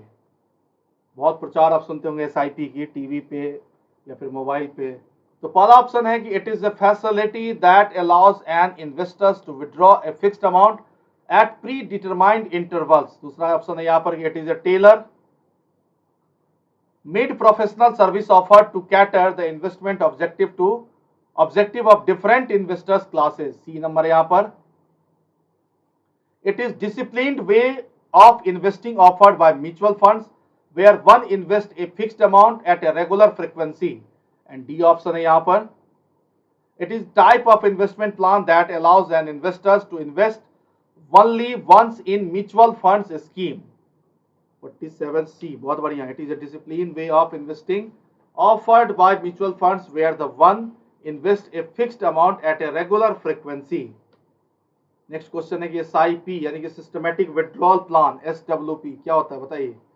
It is a type of investment plan that allows an investor to invest only once in a scheme all funds. दूसरा है it is a facility that allows to investors to withdraw a fixed amount at predetermined intervals. तीसरा यहाँ पर it is a tailor made professional service offer to cater the investment objective of different investors classes। and चौथा है it is a type of investment plan that allows an investors to withdraw the entire invested amount at once। बताइए answer. इसका answer हो जाएगा यहाँ पर it is a facility that allows investors to withdraw a fixed amount pre-determined intervals, यानी पहले से जो कहा गया इतने समय बाद उससे पहले आप विड्रॉ कर लेते हैं, दैट इज एसडब्ल्यूपी। ठीक, एसडब्ल्यूपी में क्या होता है बताइए। Unit solds, how are unit solds in systematic withdrawals plan? They are sold at first come serve basis, या they are sold in random order, they are sold based on the investors preference, या they are sold in the order in which they were purchased. क्या होगा यहाँ पर answer बताइए।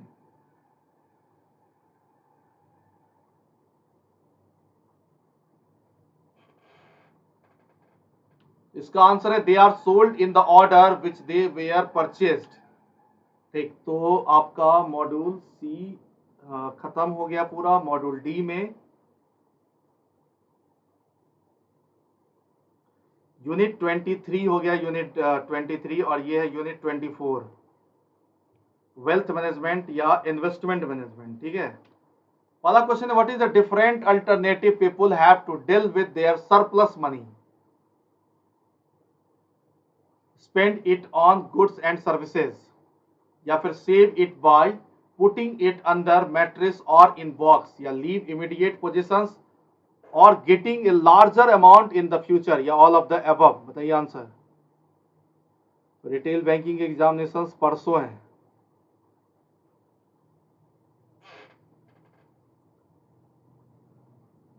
इसका answer हो जाएगा leave immediate positions for getting a larger amount in the future. Next question है what is the equations of saving? Saving is equal to income plus expenditure, या इनकम माइनस एक्सपेंडिचर, या income into expenditure, या income by expenditure.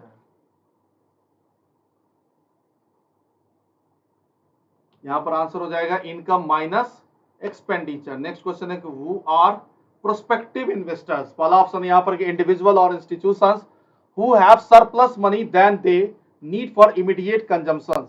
B number है कि individual और institutions who have no surplus money. C है individual और institutions who are in डेब्ट, and fourth है डी नंबर इंडिविजुअल और institutions who are just enough money for their immediate consumptions.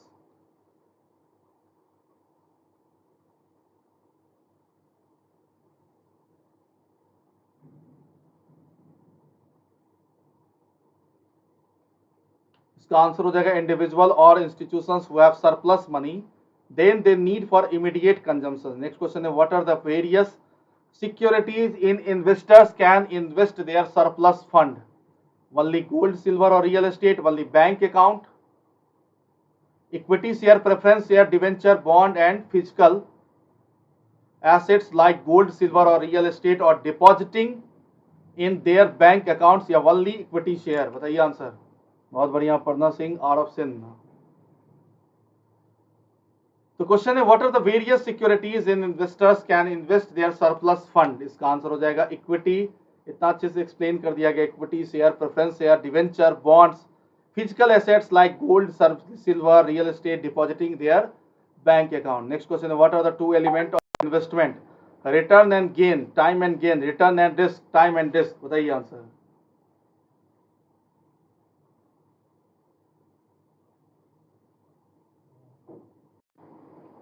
तो question है what are the two element of investment. इसका answer हो जाएगा time and risk. Next question है कि how do economist views investment, यानी कोई अर्थशास्त्री कैसे इन्वेस्टमेंट को देखता है। Net additions made to the nations capital stock, productive assets used in future productions of goods and services. दूसरा allocations of money to assets that are expected to yield income और gain over a period of time. तीसरा है exchange of financial claim such as share, debenture or bond for money in the expectations of return and capital growth over the year. And fourth है none of the above. बताइए answer. यहाँ answer हो जाएगा net additions made to the nation's capital stock, proactive assets used in future productions of goods and services. Next question है what is the prime objective any type of investment? To maximize risk, to minimize risk, to maximize return, to minimize return. बताइए।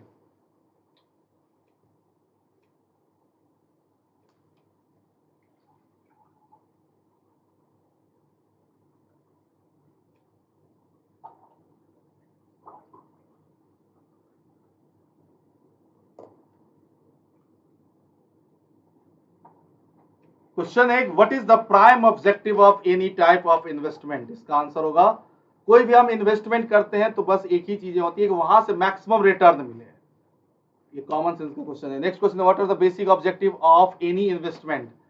क्या होगा, maximising risk and liquidity, minimising return and safety, या maximising return and minimising risk, या minimising risk and liquidity. बताइए answer. हम पहले ही बता चुके हैं कि जो आप principal practices of banking, Indian economy या अकाउंट्स फाइनेंस मैनेजमेंट में पढ़ते हैं उसी की पूरी मार्केटिंग है रिटेल बैंकिंग में। तो क्वेश्चन है what are the basic objective of any investment. इसका आंसर हो जाएगा maximising return and minimising risk. Next question है व्हाट आर इन्वेस्टमेंट मैनेजमेंट। बताइए। Only buying and selling financial assets, managing financial assets, banking, budgeting and tax service and duties, only devising a short term strategy for acquiring portfolio holdings, या none of the above। बताइए answer क्या होगा।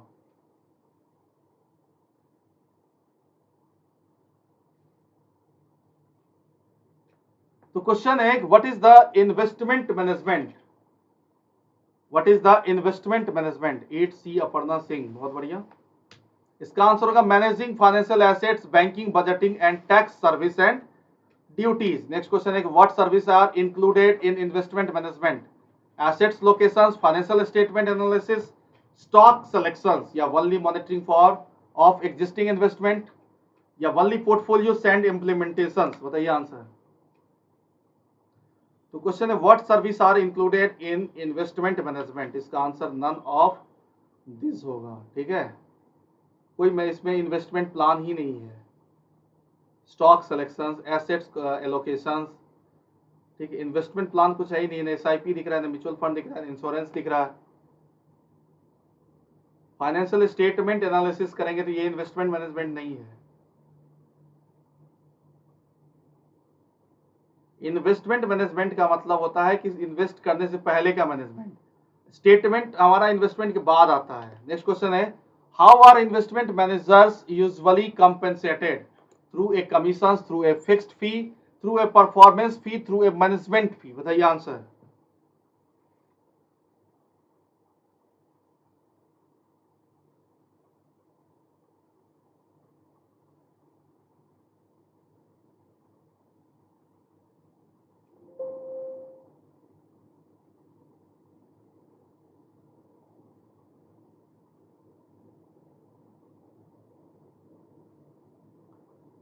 Question है कि how are investment manager usually compensated. इसका answer हो जाएगा through a management fee, through a management. तो यहां पर क्वेश्चन है कि how long must an assets be held to consider a long term capital assets. Question है कि how long must an assets be held to considered a long term capital assets, 12 month or loss or less, 24 months or less, या 36 months or less, या फिर more than 36 month, more than 36 month। बताइए answer.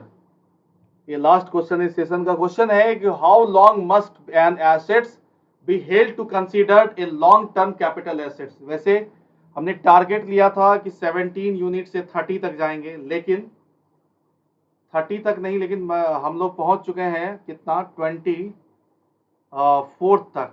कल जो है और 6 बचा रहेगा यूनिट, जिसको कल वाले सेशन में हम कवर कर देंगे। ठीक है, तो क्वेश्चन था कि how long must an assets be held to consider a long term capital assets. इसका आंसर हो जाएगा यहाँ पर मोर देन 36 मंथ। अभी तक आप लोगों ने सब्सक्रिप्शन नहीं लिया तो सब्सक्रिप्शन ले लीजिएगा अनअकैडमी लर्निंग ऐप इंस्टॉल करते ही। मैनेज गोल में जाइए और गोल सेलेक्ट करिए JAIIB या DBF diploma in banking and finance. जैसे आप मेरा रेफरल कोड यूज करेंगे RPK10, आपको इंस्टेंट यहाँ पर मैक्सिमम डिस्काउंट मिल जाएगा। तो फिर हम मिलते हैं नेक्स्ट सेशन में, और कल सुबह 6:30 बजे से क्लासेज है। ध्यान रखिएगा, कल जो है वो स्पेशल की क्लासेज है, जो कि स्पेशल की क्लासेज सुबह 6:30 में शुरू होगी। एक सेशन है 6:30 से 7:30, दूसरी सेशन 7:35 8:35, तीसरी सेशन है 10 बजे, 10 से 11, चौथी सेशन है 11 से 12, और पांचवा सेशन है शाम 6:30 बजे से 7:30 बजे तक, और छठा सेशन है 7:30 से 8:30 बजे तक। ये आपकी स्पेशल की क्लास है। यूट्यूब की क्लास इसी चैनल पर अनअकैडमी बैंक एग्जीक्यूटिव पर दिन के 1 बजे और रात के 9 बजे हम लेकर के आएंगे 2 सेशन। यानी कुल मिलाकर बात करें तो कल 6 से 8 से 10 सेशन है, तो कल जरूर प्रेजेंट रहिएगा। यूट्यूब पे अनअकैडमी बैंक एग्जीक्यूटिव चैनल को सब्सक्राइब कर लीजिए, बेल आइकन दबा लीजिए, जिससे क्या होगा कि उसके नोटिफिकेशंस आपको मिलते रहेंगे क्लासेस के। ठीक है, और साथ ही साथ आपको बता दें कि अनअकैडमी लर्निंग ऐप आप इंस्टॉल कर लीजिएगा गूगल प्ले स्टोर से। वहां पर जाकर के आप मुझे फॉलो कर सकते हैं रवि प्रताप कर्ण के नाम से। जब भी जो क्लासेज आएगी उसका नोटिफिकेशंस आपको ऑटोमेटिकली मिल जाएगा। ठीक है, thank you so much, good night, शुभ रात्रि। तो फिर कल सुबह के सेशन के लिए रेडी रहिएगा, क्योंकि कल ही भर समय है हम लोगों के पास, और परसों आपके एग्जामिनेशंस हैं 21 मई को।